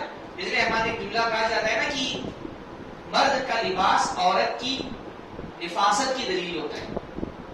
مرد جیسا لباس پہنتا ہے نا، اگر پن سور کر کے نکل رہا ہے تو اس کا مطلب عورت بہت نفیس ہے، بازوں کا اس کا ٹیسٹ بہت اچھا ہے. کیونکہ کپڑے تو عام طور پہ آدمی بیویوں کی پسند کے پہنتا ہے، بیویاں سلواتی ہیں بہت سارے کرو. ہاں اگر بٹن ٹوٹا ہوا ہے، ہاں کپڑا پھٹا ہوا ہے، ایسے ہی آگے، اس کا مطلب کیا بیوی کو خیال نہیں اس اپنے شوہر کا. تو مرد کا لباس عورت کی نفاست کو درشاتا ہے اور عورت کا نفاس مرد کی غیرت کو درشاتا ہے. عورت کا جو لباس ہے وہ مرد کی غیرت کو درشاتا ہے کہ اس کا مرد کتنا باغیرت. اگر عورت بغیر نقاب کی نکل رہی ہے، چہرہ کھول کر کے پورے گاؤں میں گھوم رہی ہے، بازاروں میں چل رہی ہے، کیا خوب زیب و زینت والے لباس پہنے ہوئے ہیں، خوب ایک بھڑکیلا سا نقاب پہنا ہوا ہے، اتنا ٹائٹ نقاب پہنا ہوا کہ جس سے کہے کہ کزو ظاہر ہو گیا، اس کا مطلب اس کا مرد بے غیرت ہے. کیونکہ جب گھر سے عورت باہر جاتی ہے تو کیا ہوتا ہے، اس کے ساتھ ایک شیطان بھی لگ جاتا ہے نا، اور شیطان بلا رہا ہوتا ہے، دکھا رہا ہوتا ہے. تو باغیرت ہونا چاہیے. تیسری چیز اللہ کے رسول صلی اللہ علیہ وسلم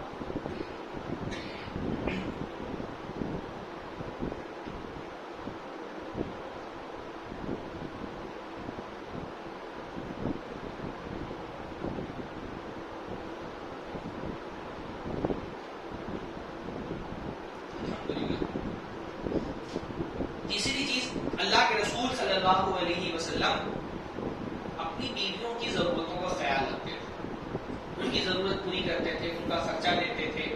میں نے بتایا کہ اللہ کے رسول سال میں ایک ہی بار پورے سال کا خرچہ دے دیتے تھے. ایسے جو ہم پڑھتے ہیں نا حدیثوں کے اندر کہ بھئی بیوی جو ہے وہ گھر میں چولہا نہیں جلا 2 مہینے تک کے کھجور کھا رہی ہے، پانی پر زندگی بسر کر رہی ہے. اس کی یہ وجہ نہیں تھی کہ اللہ کے رسول خرچ نہیں دیتے تھے. بھائی ظاہر سی بات ہے شوہر کی پہلی ذمہ داری کیا ہے؟ بیوی کو اس کا پورا خرچ دے، ہے نا. شادی ہونے کا مطلب کیا ہے کہ جسم کے معاملے میں عورت شوہر سے انکار نہیں کر سکتی. جب بھی مرد کو جسمانی ضرورت ہو شوہر عورت پر لازم ہے کہ اس کی ضرورت پوری کرے. ایسے ہی جو عورت کی مالی ضرورت ہے اعتدال کے ساتھ عرف کے مطابق اس کو پورا کرنا ایک شوہر کی ذمہ داری ہے. یہ کانٹریکٹ ہی یہ ہوتا ہے. ہمارے یہاں نکاح کیا ہوتا ہے؟ کانٹریکٹ ہوتا ہے نا. ہمارے یہاں نکاح 7 جنموں کا رشتہ نہیں ہوتا ہے، کانٹریکٹ ہوتا ہے. اس کانٹریکٹ کا بیسک جو شرط ہوتی ہے وہ یہی ہوتی ہے کہ عورت آدمی کی جسمانی ضرورت پوری کرے گی اور مرد عورت کی مالی ضرورت کا ذمہ دار ہے. تو اللہ کے رسول صلی اللہ علیہ وسلم ضرورت کی ساری چیزیں تحفے بھی دیتے تھے، اس کے علاوہ بھی. ہاں ابھی میں نے کل ایک حدیث پڑھی کہ حضرت میمونہ نے اللہ کے رسول صلی اللہ علیہ وسلم سے اللہ کے رسول صلی اللہ علیہ وسلم نے حضرت میمونہ کو ایک غلام یا ایک لونڈی ہدیہ میں دیا. آپ سمجھ سکتے لونڈی کی قیمت کتنی زیادہ ہوتی ہے. ایک لونڈی ہدیے میں دی. پر حضرت میمونہ سمجھ لونڈی اگر بیچ بھی دیتے تو 2-3 سال کا خرچ پورا ہو جاتا، اچھا خاصا رقم ملتی اس سے. حضرت میمونہ نے کیا کیا؟ وہ لونڈی آزاد کر دی. تو اللہ رسول نے فرمایا، اسے بخاری کی روایت ہے صحیح مسلم کی، کہ اگر یہ لونڈی آزاد کرنے کے بجائے اپنے ننھال میں کسی کو دے دیتی تو تم کو زیادہ ثواب ملتا. اسی دفعہ میں نے بولا تھا نا کہ رشتے داروں کو دینے پر زیادہ ثواب ہے. تو اسے فرمایا کہ آزاد کرنے کے بجائے اگر اپنے ننھال میں کسی کو تحفے میں دے دیتی تو تم کو زیادہ ثواب ملتا. تو اللہ کے رسول سب کا خرچہ پورا دیتے. اور اللہ کے رسول صلی اللہ علیہ وسلم نے کو تعلیم بھی یہی دی کہ بیوی بچوں کا خرچ سنبھالنا ہماری ذمہ داری ہے. بیوی کی جو بیسک ضرورت ہے، میں نہیں کہہ رہا فضول خرچی کے لیے ان پر لٹاؤ، لیکن جو اس کی بیسک ضرورت ہے کھانے کی، پینے کی، رہائش کی، کپڑوں کی، گھر کے سامان کی، ایک آپ کی جو کلاس ہے اس کے مطابق. اب جو اپر کلاس کے لوگ ہیں ان کی ضرورتیں زیادہ ہوں گی، مڈل کلاس والوں کی ان سے کم ہوگی، لوور کلاس والوں کی ان سے بھی کم ہوگی. ہر انسان کے کلاس کے حساب سے ضرورتیں گھٹتی بڑھتی ہے. اسے سامان نہیں بتا سکتا ہے کہ یہ سامان دو. بھائی ہو سکتا ہے کسی کلاس میں جو ہے نا عورت ہاتھ سے کپڑا دھلتی ہو تو اس کو واشنگ مشین فراہم کرنا لازم نہیں ہے. لیکن اگر کسی ایسی کلاس میں ہے آپ کی جہاں ہاتھ سے کپڑے دھلے نہیں جاتے، اب تقریباً ہر جگہ واشنگ مشین ہوتی ہے، تو واشنگ مشین فراہم کرنا آپ پر واجب ہے. کوئی آپ ایسی کلاس میں کہ عورت گھر کا کام اپنے ہاتھ سے نہیں کرتی ہے، لازماً ایک خادمہ ہوتی ہے، کام والی ہوتی ہے، تو کام والی فراہم کرنا آپ پر واجب ہے. ہاں عرف کے اعتبار سے اس کو عرف کہتے ہیں. آپ کی سوسائٹی کی جو نارمز ہیں، جو کسٹم ہے آپ کا، آپ کی کلاس کا، اس کسٹم کے حساب سے آپ کو پرووائڈ کرنا سامان ضرورت ہے. آپ اس کو خرچ کرو، دل کھول کے خرچ کرو، اللہ کے بندو ثواب سمجھ کے خرچ کرو. اللہ کے رسول نے تو بتایا نا کہ ایک لقمہ بھی اپنی بیوی کے منہ میں ڈالتے ہو اللہ اس پر بھی تم کو اجر دے گا. ثواب ہے اپنی بیویوں پہ خرچ کرنا. بہت سارے مردوں کا یہ پرابلم ہے، اپنی بیوی پہ خرچ نہیں کرتے. ہاں خرچ نہیں کرتے، بلکہ میں تو یہ دیکھتا ہوں کہ اور جگہوں پر تو جہیز کا پرابلم ہے. ممبئی میں تو اب یہ ہونے لگا ہے نا کہ بہت سارے گھرانوں میں ڈھونڈ کر کے ورکنگ وومن تلاش کرتے ہیں، جاب ہو اس کا کوئی. کیوں؟ تاکہ آدھا گھر کا خرچہ وہ سنبھالے. ہاں ایک کلاس میں دیکھتا ہوں میں کہ تلاش کر کے کام کرنے والی عورت ہی تلاش کریں گے، کام کرے وہ تاکہ وہ خرچہ سنبھالے. اور ایک انڈرسٹینڈنگ ہو گئی ہے. اور بہت ہمارے یہاں بہنام میں اور بہت سارے جو مسلم جھوپڑ پٹیاں جہاں ہیں وہاں پر میں دیکھتا ہوں نا کہ مزاج بن گیا. شوہر لوگ آزاد ہیں، شادی کے پہلے بھی آزاد، شادی کے بعد بھی آزاد. عورتیں کپڑے ٹاپ کر کے، بٹن ٹاپ کر کے، برتن ماج کر کے جو ہے نا وہ گھر کا خرچہ پورا کر رہی ہے. اور ان کو لگ رہا ہے کہ ان کے اوپر ذمہ داری گھر کا خرچہ پورا کرنا. میرا تو اندازہ ایسا ہے کہ مسلم علاقوں میں 50% گھروں میں کم سے کم ایسا ہے کہ یا تو عورتیں ہی گھر سنبھال رہی ہیں یا تو آدھا خرچہ سنبھال رہی ہیں. عورت اس لیے تو اللہ تعالیٰ نے نہیں بنائی کہ وہ گھر کا خرچہ سنبھالے. اللہ نے ایک آنے کی ذمہ داری عورت کے سر پہ نہیں ڈالی ہے. گھر کا جو بھی خرچ ہوگا وہ مرد سنبھالے گا. پر ہمارے یہاں مرد سب بھکاری بن گئے نا. بھائی شادی کے پہلے دن سے ہی بلکہ منگنی سے ہی بھیک مانگنا شروع کر دیتے ہیں. ہاں اللہ نے فرمایا الید العلیٰ خیر من الید السفلیٰ، اوپر کا ہاتھ نیچے والے ہاتھ سے بہتر ہے. پر دولہے صاحب کا تو منگنی کے دن سے ہی نیچے ہاتھ رہتا ہے. ہاں پیسے دو، گاڑی دو، کھانا دو, بارات اتنی لے کر کے آئیں گے, جہیز میں یہ چاہیے, اتنے لاکھ چاہیے, اتنا یہ کار چاہیے, فلاں چاہیے.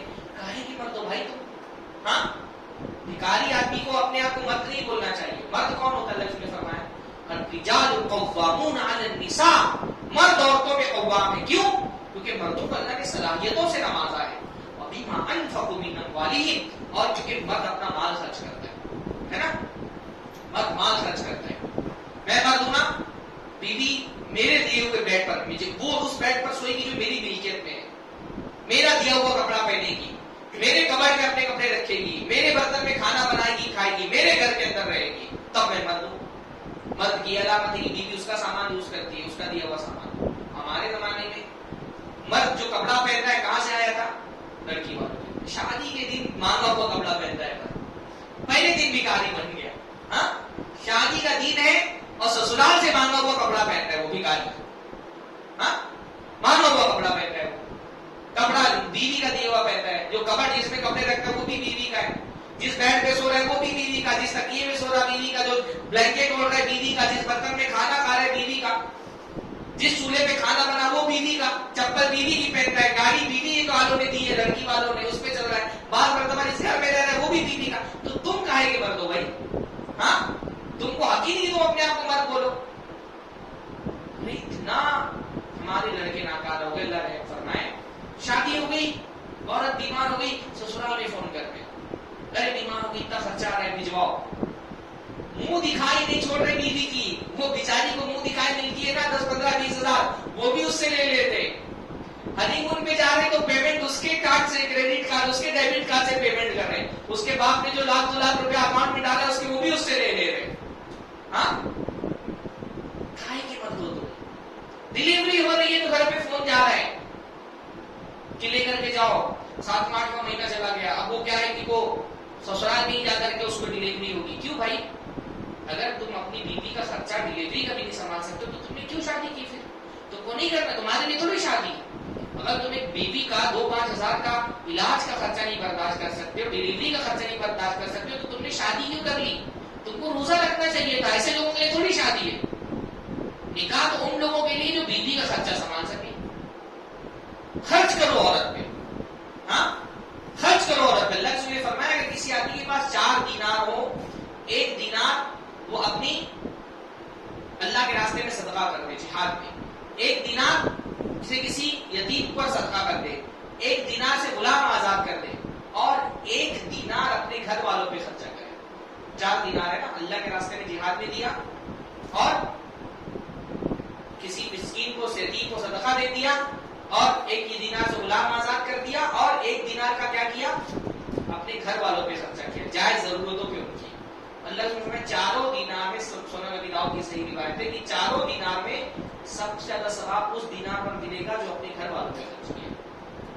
ثواب ملتا ہے نا اپنی بیوی بچوں پہ خرچ کرنے میں, ہاں, اور سب سے زیادہ ثواب ملتا ہے ان کے کپڑے کا انتظام, رہائش کا انتظام. سوچیں ہماری نارمل لائف میں ایک آدمی کا مہینے بھر کا خرچہ 35-40 ہزار روپیہ ہے. یہ 35-40 ہزار جو اپنی مطلب نارمل غریب آدمی کی بات کر رہا ہوں, یہ 35-40 ہزار جو ہم خرچ کرتے ہیں, اس پر اللہ رب العالمین کی طرف سے ہم کو صدقے سے بھی زیادہ اجر ملتا ہے.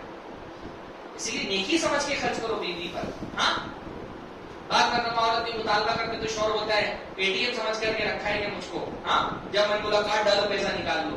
ہاں بھائی, تو وہ تمہارے لیے کیا کیا مشین, وہ کوکنگ مشین بنی ہوئی ہے, ہاں, وہ ہاؤس کیپنگ مشین بنی ہوئی ہے, ہاؤس کلیننگ مشین بنی ہوئی ہے, تمہارے بچوں کو سنبھال رہی ہے, اور سارے ایسے کام کر رہی ہے جو کوئی مشین نہیں کر سکتی. تو اتنا سب کچھ کر دیتی ہے, تو تھوڑا بہت اس کے لیے پے ٹی ایم بن جاؤ. ہاں, یہ عورتوں پہ بات ہوگی انشاءاللہ تعالیٰ.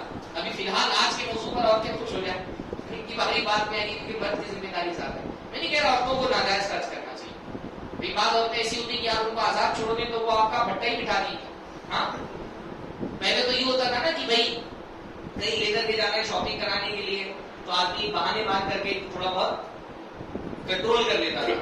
اب تو موبائل پہ آرڈر آ رہے, ہاں, آرڈر آ گیا ہے, COD کیش آن ڈیلیوری, اب تو دینا ہی ہے پیسہ جب آ گیا سامان. اب اور بڑا مسئلہ ہو گیا. تو میں فضول خرچی کی حمایت نہیں کر رہا, جو عورتوں کی بات ہوگی تو اس پر بھی بات کریں گے, لیکن جو ہے جائز ضرورتیں ہے نا, جیسے عورت کے جتنا حق ہے, حضرت جب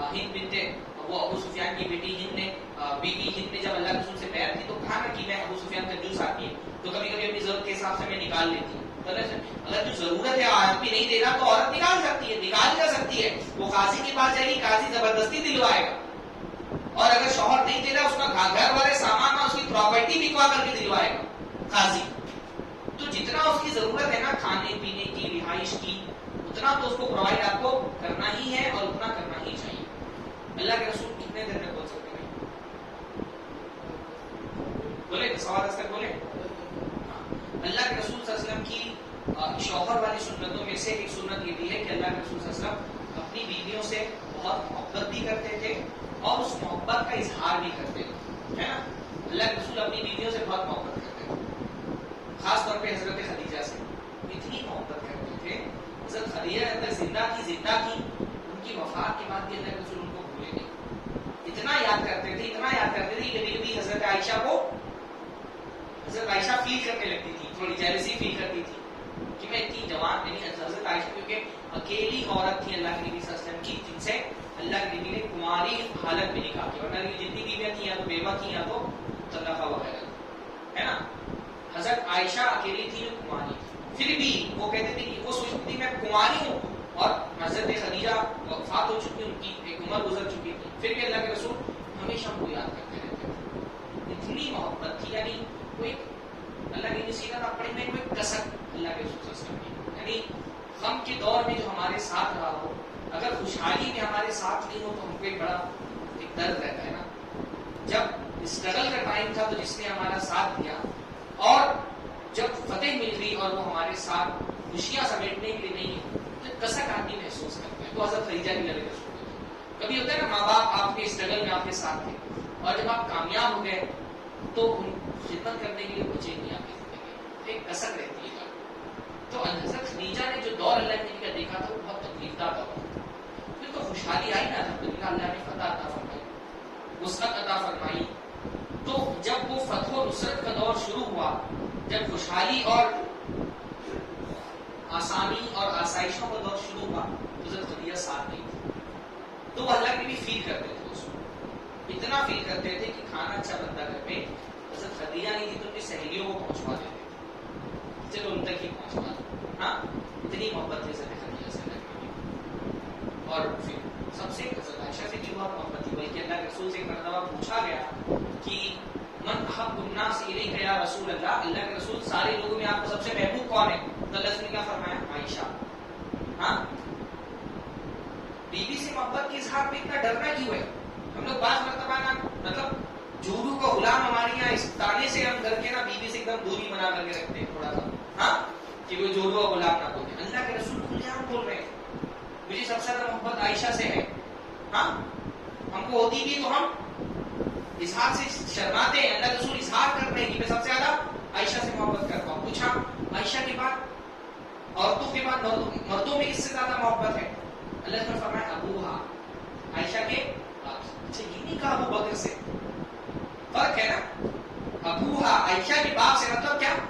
عائشہ کے باپ سے جو محبت ہے اس کی بھی وجہ کیا ہے کہ وہ عائشہ کے باپ ہے، میرے سسر ہے. تو سسرال والوں سے محبت کرنا بھی اللہ کے رسول کی سنت ہے. اتنی بھی نہیں کرنا ہے کہ ماں باپ سے زیادہ سسرال والے اہم ہو جائیں، پر سسرال والوں سے محبت کرنا بھی اللہ کے نبی صلی اللہ علیہ وسلم کی سنت ہے. تو محبت کرتے تھے، الگ الگ طریقوں سے اس کا اظہار کرتے تھے. خود کہتے تھے حضرت عائشہ سے، ہاں، کہ میں تم سے محبت کرتا ہوں. رویہ ایسا تھا، اخلاق ایسے تھے اللہ کے رسول کے حضرت عائشہ کے ساتھ. حضرت عائشہ فرماتی کہ میں حالت حیض میں ہوتی اور اللہ کے رسول صلی اللہ علیہ وسلم کے ساتھ کھانا کھاتی، اور میں گوشت کا ایک ٹکڑا ہڈی سے کاٹ کر کے رکھتی تو اللہ کے رسول وہیں سے اٹھا کر کے جہاں سے میں نے گوشت کاٹا ہوتا وہیں سے کاٹتے. اور کبھی میں کچھ شوربہ پینے کی کوئی چیز ہوتی ہے میں اٹھا کے پیتی کٹورے سے اور رکھ دیتی تو جہاں سے میں نے منہ لگا کر پیا ہوتا گھما کر کے وہیں سے منہ لگا کر کے اللہ کے رسول پیتے. یہ کیا ہے؟ یہ محبت کے اظہار کا ایک سلیقہ ہے نا. خاص طور پہ حالت حیض میں عورتوں کے ساتھ یہ رویہ. اچھا، کوئی عورت یہ ساری باتیں بتاتی نہیں، کوئی بھی بغیر عورت یہ سب باتیں بتاتی میرے شوہر کے ساتھ کیسے کرتے نہیں بتاتی نا. تو حضرت عائشہ نے کیوں بتایا؟ ہاں، کیوں بتایا حضرت عائشہ نے؟ تاکہ امت کو نبی کے گھر کے اندر کا جو ایک کردار ہے نا وہ بھی امت کے سامنے ہے. کیونکہ نبی اپنے گھر کے اندر بھی ہمارے لیے اسوہ ہے نا، ان چیزوں میں بھی اللہ کے نبی ہمارے لیے اسوہ ہے. اسی لیے تو حضرت عائشہ نے اپنی پرائیویسی قربان کر کے لیے ان معاملات میں ازواج مطہرات کو عام عورتوں سے الگ رکھا گیا. لستن کہادی من النساء، تم عام عورتوں کی طرح نہیں. عام عورت کا حکم یہی کہ بھائی تمہارے شوہر کا معاملہ اپنے گھر میں رکھو. لیکن اللہ کے نبی کی بیویوں کو کیوں بتانا پڑا؟ کیونکہ نبی وہ اس معاملے میں بھی ہمارے لیے اسوہ ہے. اور یہ کتنی بڑی بات ہے. یعنی ایسے دور میں جب حائضہ عورتوں کو گھر الگ کر دیا جاتا، یہودی کیا کرتے تھے؟ گھر بھی الگ کر دیتے تھے. حیض میں آدھی عورت نہ، ان کا گھر الگ، کچن الگ، سب الگ کر دیا جاتا تھا. اس دور میں حضرت عائشہ فرماتی ہے کہ میں اپنی جو ازار ہوتی تھی وہ کس کے باندھ لیتی تھی، اور جماع کے علاوہ اللہ کے رسول ہر چیز کرتے تھے. ابھی بہت حیا سے بعض مرتبہ بہت منکرین حدیث جو ہے اعتراض کرتے ہیں کہ حضرت عائشہ نے یہ بات کیسے بول دی. بھائی وہ مجبوری ہے نا، تاکہ پتہ چلے کہ حالت حیض میں بس جو چیز منع ہے وہ کیا ہے، ہم بستری، اس کے علاوہ سب کر سکتے ہو عورتوں سے، بوسو کنار جو بھی سب کر سکتے ہو عورتوں سے. تو محبت کے اظہار کا یہ سلیقہ حضرت عائشہ سے. کبھی پیار سے حضرت عائشہ کو کہتے یا عائش، نام شارٹ کر کے محبت کا اظہار ہوتا ہے نا، یا عائش. کبھی کہتے تھے حمیرہ، حمیرہ مطلب گوری، ہاں اے گوری لڑکی، حمیرہ. ہاں تو محبت کے ناموں سے پکارتے تھے، اس کا اظہار کرتے تھے. صرف حضرت عائشہ سے نہیں، دوسری بیویوں سے بھی الگ الگ. اللہ کے نبی، اب ہمارے یہاں رومانس جو ہے نا وہ اتنا برا، یعنی ہم اس کو ہمیشہ کیونکہ نیگیٹو سینس میں استعمال کرتے ہیں نا، تو جب بھی رومانس کی بات ہوتی ہے تو ہمیشہ ذہن میں حرام تعلقات ہی آتے ہیں. حالانکہ اصلی رومانس تو یہ جو آدمی اپنی بیوی سے کرتا ہے. اس کے علاوہ تو جو کچھ بھی ہے، زنا ہے، خباثت ہے، گندگی ہے.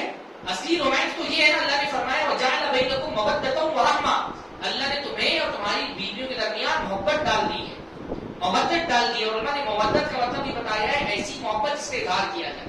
اللہ کے رسول اظہار کرتے تھے اس کا. آپ ہائٹ دیکھیے اس کی بنا حضرت اللہ کے نبی صلی اللہ علیہ وسلم کے ساتھ صفیہ، حضرت صفیہ ایک سفر میں، ہاں، اور ان کا اونٹ ذرا سا کچھ کمزور تھا تو بیٹھ گیا راستے میں، اور قافلہ آگے نکل گیا، اللہ کے رسول آگے نکل گئے. آگے پہنچے تو پتا چلا صفیہ پیچھے رہ گئی، ان کا اونٹ بیٹھ گیا، اڑ گیا، آگے نہیں بڑھ رہا ہے. تو اللہ کے نبی پیچھے آئے تو دیکھا حضرت صفیہ بیٹھ کر کے رو رہی. ہاں، عورتوں کے اللہ نے عورت کو اتنا نازک بنایا نا، آنسو تو ان کے پلکوں پہ ہوتے، رو رہی ہیں بیٹھ کر کے. حدیث کے الفاظ آتے ہیں فجعل یسکتها ويمسح عینیها بیدیہ، اللہ کے رسول ان کو چپ کرانے لگے اور اپنے ہاتھوں سے ان کا آنسو پوچھ رہے. حضرت صفیہ کا اپنے ہاتھوں سے آنسو پوچھ رہے حضرت صفیہ کا. ہاں، ہم میں سے کوئی آدمی اگر بیوی کو روتے ہوئے آنسو پوچھ دے اور گھر میں اماں کو پتہ چل جائے تو وہ تو وبال مچا دیں گی کہ جھوٹوں کا غلام ہو گیا ہے. ہاں، دیکھو چپ کرانے گیا اپنے اللہ کے رسول آنسو پوچھ رہے ہیں. ہاں، اور پھر یہ جب ان کو دوسرا اونٹ منگایا گیا، ان کو چڑھنا ہوا، اللہ کے رسول دو زانو ہو کر کے بیٹھ گئے. ہاں، اب نیچے بیٹھ گئے، اللہ کے نبی کے ران پہ پیر رکھ کر کے حضرت صفیہ اونٹ پر چڑھی. ہم تو بیوی کے لیے دروازہ نہ کھولے کار کا.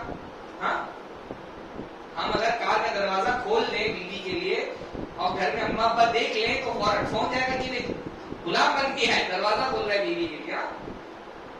یہ اللہ کے رسول صلی اللہ علیہ وسلم کی شخصیت. حضرت صفیہ سے، کیونکہ حضرت صفیہ کے شوہر اور حضرت صفیہ کے والد وہی بن اخطب، دونوں جنگ میں قتل ہوئے تھے نا. وہی بن اخطب تو پورا 10,000 کا لشکر لے کر کیا کرتے مدینہ پہ غزوہ خندق کے موقع پہ حملہ کرنے کے لیے، تو دونوں قتل ہوئے تھے. تو حضرت صفیہ کہتی میرے دل میں تھوڑی سی بات اللہ کے رسول کے لیے تھی، لیکن اللہ کے رسول مجھے اتنا مناتے رہے، اتنا سمجھاتے رہے کہ صفیہ دیکھو میں تمہارے باپ کو قتل نہیں کرنا چاہتا. اور انہوں نے مجھ کو مجبور کر دیا، 10,000 کا لشکر لے کے مدینہ آ گئے تھے، میں کیا کرتا اگر اس کو مارتا نہیں. تو اتنا مجھ کو معذرت کرتے تھے، اتنا سمجھاتے تھے کہ پھر میری جو ایک دل میں تھوڑی سی بات تھی اللہ کے رسول کے لیے، پھر میری وہ محبت میں تبدیل ہوئی. ہاں، تو یہ اللہ کے رسول کا طریقہ تھا. اللہ کے رسول صلی اللہ علیہ وسلم اپنی بیویوں سے نہ صرف محبت کرتے تھے بلکہ اس محبت کا اظہار بھی کرتے تھے. اللہ کے رسول صلی اللہ علیہ وسلم کی سنت یہ بھی ہے کہ اللہ کے رسول اپنے بیویوں کو سفیشینٹ ٹائم دیتے تھے، کافی وقت دیتے تھے. ہمارے ایک ہوتی ہے، ہم ایک کو نہیں دے پاتے وقت. ہاں، اللہ کے رسول کی بیک وقت 9 بیویاں تھیں، سب کو ٹائم دیتے تھے. رات میں اللہ کے نبی صلی اللہ علیہ وسلم کی جس گھر میں باری ہوتی تھی اس گھر میں ساری بیویاں ایک ساتھ جمع ہو جاتی تھی، ہنستے تھے، کھیلتے تھے، ہنسی مذاق کرتے تھے، بات چیت ہوتی تھی. ہم لوگوں نے ازواج مطہرات کے صرف سوگنوں والے جھگڑے ہی سنے، لیکن سب میں محبت بھی بہت تھی. ہاں سب میں بڑی محبت تھی. ایک مرتبہ حضرت صفیہ رضی اللہ حضرت عائشہ کے گھر میں اللہ کے رسول تھی. حضرت سودا وہاں پر موجود تھی. حضرت سودا میں حضرت عائشہ میں بہت جمتی تھی. کیوں جمتی تھی؟ ہاں اسی وجہ تھی. پتہ ہے کسی کو کیا وجہ تھی؟ ہاں حضرت سودا نے اپنی باری حضرت عائشہ کو دے دی تھی. ان کی ذرا عمر ہو گئی تھی تو اللہ کے رسول کا رعایت کرتے ہوئے انہوں نے کیا کیا تھا کہ میں عمر ہو گئی ہے, عائشہ بھی کماری ہے, ان کی زیادہ ضرورت ہے, تو انہوں نے اپنی باری ہبا کر دی تھی حضرت عائشہ کو. تو حضرت عائشہ میں حضرت سودا میں بہت جمتی تھی. تو حضرت سودا حضرت عائشہ کو کھانا بنا کے نہیں حضرت سودا کو دیا. ہاں کہا کھاؤ. تو حضرت سودا نے کہا میں نہیں کھاؤں گی. تو کہا کھاؤ ورنہ تمہارے چہرے پہ مل دوں گی کھانا.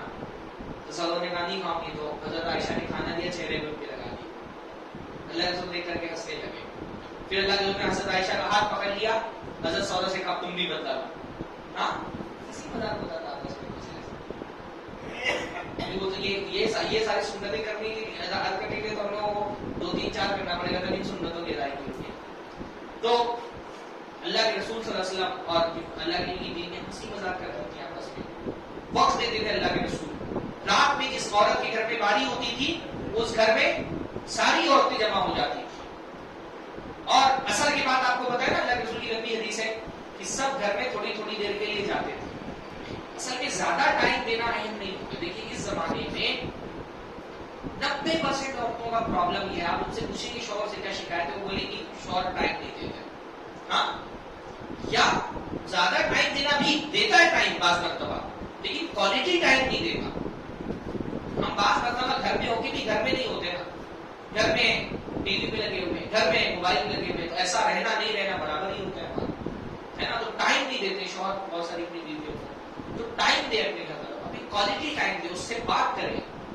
عورتوں سے بات کرنے سے بہت سارے مسائل حل ہو جاتے ہیں. میرے پاس ایسے پرابلمز آتے ہیں, شادی شدہ عورتیں شکایت کرتی ہے غلطی ہو گئی, کسی دوسرے آدمی کے چکر میں چلی گئی, تو کو لے دے کر کے مسئلہ, مطلب میں نہیں کہتا کسی عورت کا شوہر اگر اس کو ٹائم نہیں دے رہا تو اس کو اجازت ہے کہ وہ دوسرے مردوں سے بات کرنے لگے, پر ایک سبب اس کا یہ ہوتا ہے نا کہ آپ ٹائم نہیں دے رہے تو کوئی اور ٹائم دے رہا ہے. ہاں بلکہ ہوتا ہے کہ شوہر کسی اور کو ٹائم دے رہا ہے, اس کی بیوی کسی اور کو ٹائم دے رہی ہے. شوہر کسی اور لڑکی کے چکر میں پھنسا ہے اور بیوی کسی اور کے چکر میں پھنسی ہوئی ہے. میں یہ قطعی نہیں کہہ رہا کہ عورت کے لیے اجازت ہو گئی ہے, وہ حرام کرے گی تو اس کو گناہ نہیں ملے گا, گناہ گار تو وہ ہوگی, لیکن اس کا ایک سبب یہ بنتا ہے کہ شوہر بیوی کو ٹائم نہیں دے رہا, اس سے بات نہیں کر رہا. بھائی شریعت نے اللہ نے فرمایا کہ سارے کھیل باطل ہیں سوائے 3 کھیلوں کے. ہاں ایک گھوڑ سواری کا کھیل, ایک تیر اندازی کا کھیل, اور ایک آدمی کا اپنی بیوی کے ساتھ کھیل. صرف یہ 3 کھیل ہے جو باطل نہیں, باقی ہر کھیل باطل ہے. بیوی کے ساتھ کھیلو, بات کرو. بات کرنے کے معاملے میں شریعت کا حکم کیا ہے؟ لغو بات نہیں کرنا چاہیے, لا یعنی فضول بات نہیں کرنا چاہیے. پر بیوی سے بات کرتے ہوئے شریعت نے یہ پابندی بیٹھا دی, بھائی آپ بیوی سے آپ کیا بات کریں گے؟ ظاہر سی بات ہے بیوی سے جو ہے نا وہ آپ کیا بات کریں گے؟ بیوی سے آپ یہ تو بھارت چھوڑو یاترا کے بارے میں تو بات نہیں کریں گے بیوی سے نا, مجھے تو فضولی بات کرنی پڑے گی, کپڑے چوڑیاں میک اپ یہ سب بات کرنی پڑے گی نا. اب آپ ان کو قیاس کی بحث کو سمجھا کے نہیں بیٹھیں گے, تو فضول باتیں کرنے, شریعت کے لیے لغو بات نہیں کرنا ہے, لیکن بیوی سے آپ فضول باتیں بھی کرو تو شریعت کو پکڑ. ایون جھوٹ بھی بول دو تو ایسا جھوٹ نہیں جس میں دھوکہ دینا ہو یا حق لینا ہو کسی کا. مطلب کوئی اگر آدمی اپنی بیوی کو بولے یار تم سے زیادہ حسین اس کائنات میں کوئی نہیں ہے, تو کیا اس کو جھوٹ بولنے کو گناہ ملے گا؟ شریعت نے کہا جو بولو جھوٹ بولو. تعریف میں آسمان زمین, بھائی حسن کی تعریف میں مرد تو آسمان زمین ایک کر دیتا ہے نا. رات کی سیاہی کو اس کے بالوں کا صدقہ قرار دیتا ہے, شام کی سرخی کو اس کے گالوں کا حسن قرار دیتا ہے. کچھ بھی بولو, کوئی شریعت پابندی اس پہ نہیں لگاتی آپ. تو بات کرو بیوی سے. بہت سارے مسائل اس وجہ سے پیدا ہوتے کہ شوہر بات ہی نہیں کرتا, بلکہ بہت سارے ہوتے کہ میں مجھ سے گھر کے معاملات مجھے مت بولو, تمہاری پریشانی ہے تو بھائی وہ تم سے نہیں بولے گی تو کس سے بولے گی. اس کو اگر کوئی پرابلم ہے آپ کی غیر موجودگی میں, آپ کے باس کو ستا رہی ہے, آپ کے ابا نے کوئی تانا دیا ہے, اس کو کوئی تکلیف ہے, درد ہے, غم ہے, تو کس سے بیان کرے گی اگر آپ اس کی نہیں سنیں گے؟ تو بولو بھی, بات بھی کرو اور سنو بھی اس کی. بہت ساری شادی شدہ زندگی کے مسائل سننے سے حل ہو جاتے ہیں. سارے مسائل یہ ہوتے ہیں کہ عورت کو سن نہیں رہے ہوتے. ہاں سن لو بس. بھائی بہت سارے لوگ یہ شکایت کرتے ہیں کہ نیند نہیں آتی. میں بولا عورت کو بولو بات کر لے گئی, جیسے وہ بولنا شروع کرتی نیند آنا شروع ہو جاتی ہے. ہاں ایک چیز کہانی کے طور پہ بیان کی جاتی ہے، پر اس میں ایک حکمت کہتے ہیں کہ شوہر جو ہے نا وہ بہت پریشان تھا اپنی بیوی سے، روز کے جھگڑے. تو اس نے جو ہے نا ایک مرتبہ ایک مولانا کے پاس گیا، عالم دین کے پاس، اور کہا مجھے کوئی تعویذ لکھ کر کے دے دیجیے، میں بہت پریشان ہوتی ہوں بیوی سے، ہاں اتنا زیادہ مجھے ٹارچر کر کے رکھا ہوا ہے. اب وہ بابا تو نہیں تھے نا، راقی نہیں تھے، وہ عالم تھے. تو انہوں نے کیا کیا، ایک بوتل پانی لے کر گئے، بوتل پانی لے گئے، کچھ بھی ایسا پڑا اسے پھونک دیا. کہا دیکھو اس بوتل میں میں نے ایک دعا پڑھی پھونک دی، تم کو کرنا کیا ہے، جیسے ہی دروازے پہ پہنچو ایک بوتل پانی ایک گھونٹ منہ کے اندر ڈال لو اور آدھا گھنٹے تک منہ کے اندر رکھو وہ پانی، ہاں نگلنا نہیں اس کو آدھے گھنٹے تک کے. اب شوہر گھر پہ پہنچا، ایک بوتل پانی منہ میں ڈالا، ہاں اور گھر میں جیسے داخل ہوا بیوی شروع. ہمارے بیویاں کیسی ہوتی ہے نا، ارے بھائی کو آیا ہے سکون سے اس کو بیٹھنے دو، وہ باس کی جھڑکی سے کر کے آیا ہے، وہ کسٹمر کی گالیاں سن کر کے آیا ہے، سکون لینے دو اس کو. عورت اب تو فون کے دور میں تو گھر میں آدمی آفس میں بیٹھا ہوا وہیں پہ فون آج بتائے، آدمی کچھ کر بھی نہیں سکتا ہے. پھر بھی اب وہ گھر میں پہنچا، بیوی شروع، اب یہ بولنا چاہ رہے ہیں اس منہ میں تو پانی ہے. اب آدھے گھنٹے تک کے خاموش ہے، بیوی ٹھنڈی پڑ گئی، ایک دن 2 دن 7 دن بعد دیکھ رہے ہیں کہ جھگڑا ختم، اب تو بیوی ایک دم نارمل ہو گئی ہے. بڑا تعجب ہوا، گیا مولانا کے پاس، پوچھا کہ کون سی دعا آپ نے پڑھ کے پھونک دی تھی، ایک ہفتے میں میرا مسئلہ ہو گیا. تو مولانا سمجھا کہ دعا والی پڑھی تھی میں نے، تمہارا پرابلم یہ ہے کہ تم اپنی بیوی کی سن نہیں رہے، سنو گے نہیں تو وہ اسٹریس اس کا ہوگا نا، پھر اس کا غصہ تم پر نکلے گا. تو جب تم سننے لگے تو مسئلے حل ہو گئے. تو سنو، عورتوں کی سنو، ٹھیک ہے سننے کے لیے بہت صبر کرنا پڑتا ہے، پر صبر کر کے ٹھیک ہے، اس کے مسائل سنو، اس کے معاملات سنو، اس سے محبت کا اظہار کرو، اس کو تسلی دو. بیمار ہے، تمہاری زبان سے 2 کلمے اگر تسلی کے نکل جائے تو کون سا پیسہ لگتا ہے بھائی، ہاں بیمار ہے تو ہم سننا نہیں چاہتے، 2 تسلی کے لفظ بول دو تو کون سا تمہارا نقصان ہو جائے گا. اللہ کے رسول کی بیویاں بیمار ہوتی تھی تو اللہ کے رسول صلی اللہ علیہ وسلم خود ان کا رقیہ کرتے تھے، دعائیں پڑھ کر کے ان کے اوپر پھونکتے تھے. ہاں تو اللہ کے رسول صلی اللہ علیہ وسلم پر حضرت عائشہ نے کہا کہ آئے میرا سر، تو رسول نے فرمایا عائشہ تم بڑی خوش نصیب ہوگی اگر تمہاری میری زندگی میں موت ہو جائے، ہاں میں اپنے ہاتھ سے تم کو کفناؤں گا اور خود غسل دوں گا. اس لیے علماء نے کہا نا کہ عورت کو اگر اس کی موت ہو جائے تو شوہر اس کو غسل دے سکتا ہے. ہمارے تو چہرہ نہیں دیکھتے تھے، اب کیا جیسا ہے، ہاں بہت سارے گھروں میں عورت کو کا انتقال ہو جائے شوہر کو چہرہ نہیں دیکھنے دیتے. اللہ نے فرمایا کہ تمہاری موت ہو گئی تم کو اپنے ہاتھوں سے میں غسل دوں گا، ہاں مطلب دے سکتا ہے. حضرت فاطمہ کے بارے میں بھی آتا ہے کہ ان کو غسل حضرت علی نے دیا، البتہ اکیلے دے گا، دوسری عورتوں کے ساتھ نہیں دے گا، آپ اکیلے دے سکتے ہیں غسل اگر دے گا، یا پھر دوسری عورتوں کو دے تو پھر وہ مت شریف نہیں ہو سکتا ہے. تو اللہ کے رسول صلی اللہ علیہ وسلم باتیں کرتے تھے، بہت باتیں کرتے تھے کوئی بھی ہاں. ایک حدیث میں آتا ہے کہ جب رات ہوتی تھی تو اللہ کے رسول صحرا میں نکل جاتے تھے اپنی بیوی کے ساتھ، اور کیونکہ وہ جو ایک بہت رومانٹک ہوتا ہے نا، جو ریگستان ہوتا ہے وہاں کی چاندنی راتوں کی بہت خوبصورت ہوتی ہے. ابھی بھی عرب جو ہے نا چاندنی راتوں میں جاتے ہیں، کیمپنگ کرتے ہیں، الگ الگ جگہوں پر کیمپ لگاتے ہیں، تو الگ سے جاتے ہیں، بات کرتے تھے رات رات بھر. ایک حدیث میں آتا ہے کہ کئی بار اللہ کے رسول صلی اللہ علیہ وسلم سفر میں تھے تو حضرت عائشہ سے کہا چلو عائشہ دوڑ لگاتے ہیں، ہاں اور دوڑ لگایا اور اللہ کے رسول صلی اللہ علیہ وسلم ہار گئے، حضرت عائشہ جیت گئی. ہاں میں نئی شادی ہوئی تھی تو اس کے بعد پھر کبھی کسی سفر میں تھے، پھر کہا چلو عائشہ دوڑ لگاتے ہیں، تو اس کو اللہ کے رسول جیت گئی، حضرت عائشہ آ گئی. تو اس نے فرمایا کہ اس ہار کا بدلہ آج میں نے لے لیا، دل کا بھی دل کا، اس طرح کے کچھ الفاظ ہیں. تو یہ نہیں کہ کل سے سب دوڑ لگانا شروع کرتے ہیں، کوئی ایسا ماحول کھڑا ہوگا کوئی نہیں دیکھنے والا ہے. اچھا لوگوں بزرگوں کو یہ نہیں لگے کہ تو نوجوانوں کا موضوع ہے. ہاں یہ ساری جو حدیثیں میں بیان کر رہا ہوں کس ایج میں اللہ کے رسول صلی اللہ علیہ وسلم، بھائی 40 میں تو نبوت میں 13 سال مکہ میں رہے، تو آلریڈی 53 کراس کر چکے تھے اللہ کے رسول جب کی حدیثیں ہے نا، 53 آلریڈی اللہ کے رسول کراس کر چکے تھے. یہ اس عمر کی حدیثیں، جوانوں میں وہ چیزیں نہیں پائی جاتی جو اللہ کے رسول اس عمر میں اللہ کے نبی. عرب ویسے بہت محبت کرنے والے بیویوں سے بڑا، اس لیے آپ عربوں کا ایک الگ مزاج ہوتا ہے عورتوں کے حوالے سے. ہاں ہم لوگ عربوں کو بہت خشک لوگ سمجھتے ہیں، کبھی ان کی کتابیں پڑھیں، آپ اسلاف کی کتابیں پڑھیں، ہاں وہ جو ان کے یہاں شاعری وغیرہ عورتوں کے متعلق بڑی خوبصورت ہے. تو اللہ کے رسول بہت محبت بھی کرتے تھے، اور یہ رشتہ محبت کا ہے نا. ہمارے یہاں پرابلم یہ ہے نا کہ ہم محبت کا جو جذبہ ہے اس کو اگر آپ صحیح جگہ پہ، حلال جگہ پہ نہیں لگا کے تو حرام جگہ پہ خرچ ہوگا، وہ تو یہی رہے نا. ایسا تو نہیں کہ بس محبت نہیں کرتا تو کسی سے نہیں کرتا ہے، حرام جگہ پہ کرنا ہے، حلال پہ نہیں کرنا. غزلیں، نظمیں، افسانے، قصیدے سب لکھے جا رہے ناجائز تعلقات کے لیے، اور بیویوں کے لیے صرف لطیفے. ہاں، بیویوں کے لیے صرف لطیفے. اصل محبت کا اظہار تو یہاں ہونا چاہیے.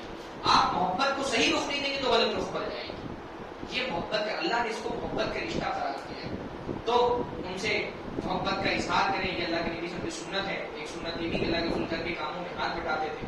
تو بھائی آپ ہاتھ بٹائیے. ہاتھ نہیں بٹا سکتے تو کم سے کم یہ کہ ان کی تعریف ہی کر دیجیے. وہ اتنی محنت کرتی ہیں. ہمارے یہاں عام طور پہ بدن درد کی شکایت کرے تو آدمی بولتا ہے تم کو کون سا کمپنی چلانا ہے. ہم سمجھتے ہیں ہمارا کام اس کا کام نہیں. حالانکہ عام طور پہ گھروں کے اندر جو ورکنگ آورز ہوتے ہیں وہ عورتوں کے مردوں سے زیادہ ہوتے ہیں. ہر گھر میں عام طور پہ عورت سب سے پہلے ہوتی ہے، سب سے لاسٹ میں سوتی ہے بیچاری. ہم کو تو چھٹی بھی مل جاتی، اس کو تو چھٹی بھی نہیں ملتی ہے نا. ہم کو مہینے میں، ہفتے میں 1 دن 2 دن چھٹی مل جاتی، اس کو بیچاری کو روز کھانا بنانا ہے، روز بچوں کو اسکول بھیجنا ہے، تو چھٹی بھی بیچاری کو نہیں ملتی ہے. تو اس کو ہاتھ نہیں بٹا سکتے. اگر آپ اتنے اچھے ہیں، ٹائم ہے آپ کے پاس تو ہاتھ بٹائیے. ہاتھ نہیں بٹا سکتے تو کم سے کم اس کو جو ہے وہ ایک وہ فراہم کر کے عورت کے لیے زیب و زینت کریے، ہے نا. اور اس کے لیے بناؤ سنگار بھی کرنا چاہیے. حضرت ابن مسعود کے بارے میں، ابن عباس کے بارے میں آتا ہے کہ وہ بہت بن سور کر کے رہتے تھے. تو کسی نے پوچھا کہ آپ اتنا بن سور کے کیوں رہتے؟ تو کہا کہ جیسے میں اپنی بیوی کو چاہتا ہوں کہ وہ میرے لیے بنے سورے، تو ویسے ہی میں بھی اپنی بیوی کے لیے بنتا سورتا ہوں. کیونکہ اللہ نے فرمایا وَلَهُنَّ مِثْلُ الَّذِي عَلَيْهِنَّ بِالْمَعْرُوفِ، کہ جیسے مردوں کا حق ہے ویسے ہی عورتوں کا بھی حق ہے. تو وہ میرے لیے بنتی سورتی ہے تو میں بھی اس کے لیے بنتا سورتا ہوں. اسی طرح سے جو ہے عورت سے مشورہ کریے گھر کے معاملات میں. ڈکٹیٹر مت بنیے، ہے نا. گھر کے معاملات میں میں سمجھتا ہوں میرے پاس، میں ویسے میری عمر بہت کم ہے، 35 ایئرس ہی ہے، لیکن میں تقریباً 15 سے 17 سالوں سے میں بہت سارے جو گھر کے معاملات آتے ہیں، ازدواجی معاملات، ان کو ڈیل کرتا ہوں، نکاح کے، طلاق کے، خلا کے. تو میں اس نتیجے میں پہنچا ہوں کہ اگر ہمارے گھروں میں مرد ڈکٹیٹر بننے کا مزاج چھوڑ دیں اور عورتیں شوہروں کو کنٹرول کرنے کی فکر چھوڑ دیں تو مسائل نہیں پیدا ہوتے. میں میرج کاؤنسلنگ کا کام کرتا ہوں، میں عام طور پہ دیکھتا ہوں مسائل اس لیے پیدا ہوتے ہیں کیا تو مرد ایک دم ڈکٹیٹر ہے، وہ عورت کو کنوینس نہیں کرنا چاہتا، وہ بس چاہتا ہے میں حکم دوں، سامنے والی عورت مان لے. اور عورت کا پرابلم یہ کہ وہ کنٹرول ہی کرنا چاہتی، مطلب وہ شادی کے پہلے دن سے کوشش میں لگی رہتی کہ آدمی کو اپنے قابو میں کرو. تو اگر عورت قابو میں کرنے کی کوشش کرنے کی بجائے خوش کرنے کی کوشش کرے اور مرد جو ہے وہ ڈکٹیٹر بننے کے بجائے کنوینس کرنے کی کوشش کرے تو بہت سارے مسائل ویسے ہی حل ہو جائیں. اللہ کے رسول اپنی بیویوں سے مشورہ کرتے تھے، صرف گھر کے معاملات میں نہیں، باہر کے معاملات میں مشورہ کرتے. ایک مرتبہ صلح حدیبیہ کے موقع پہ اللہ کے رسول صلی اللہ علیہ وسلم نے حکم دیا صحابہ کو کہ چلو تم لوگ اپنے جانور قربان کر کے حلال ہو جاؤ. تو کوئی نہیں اٹھا.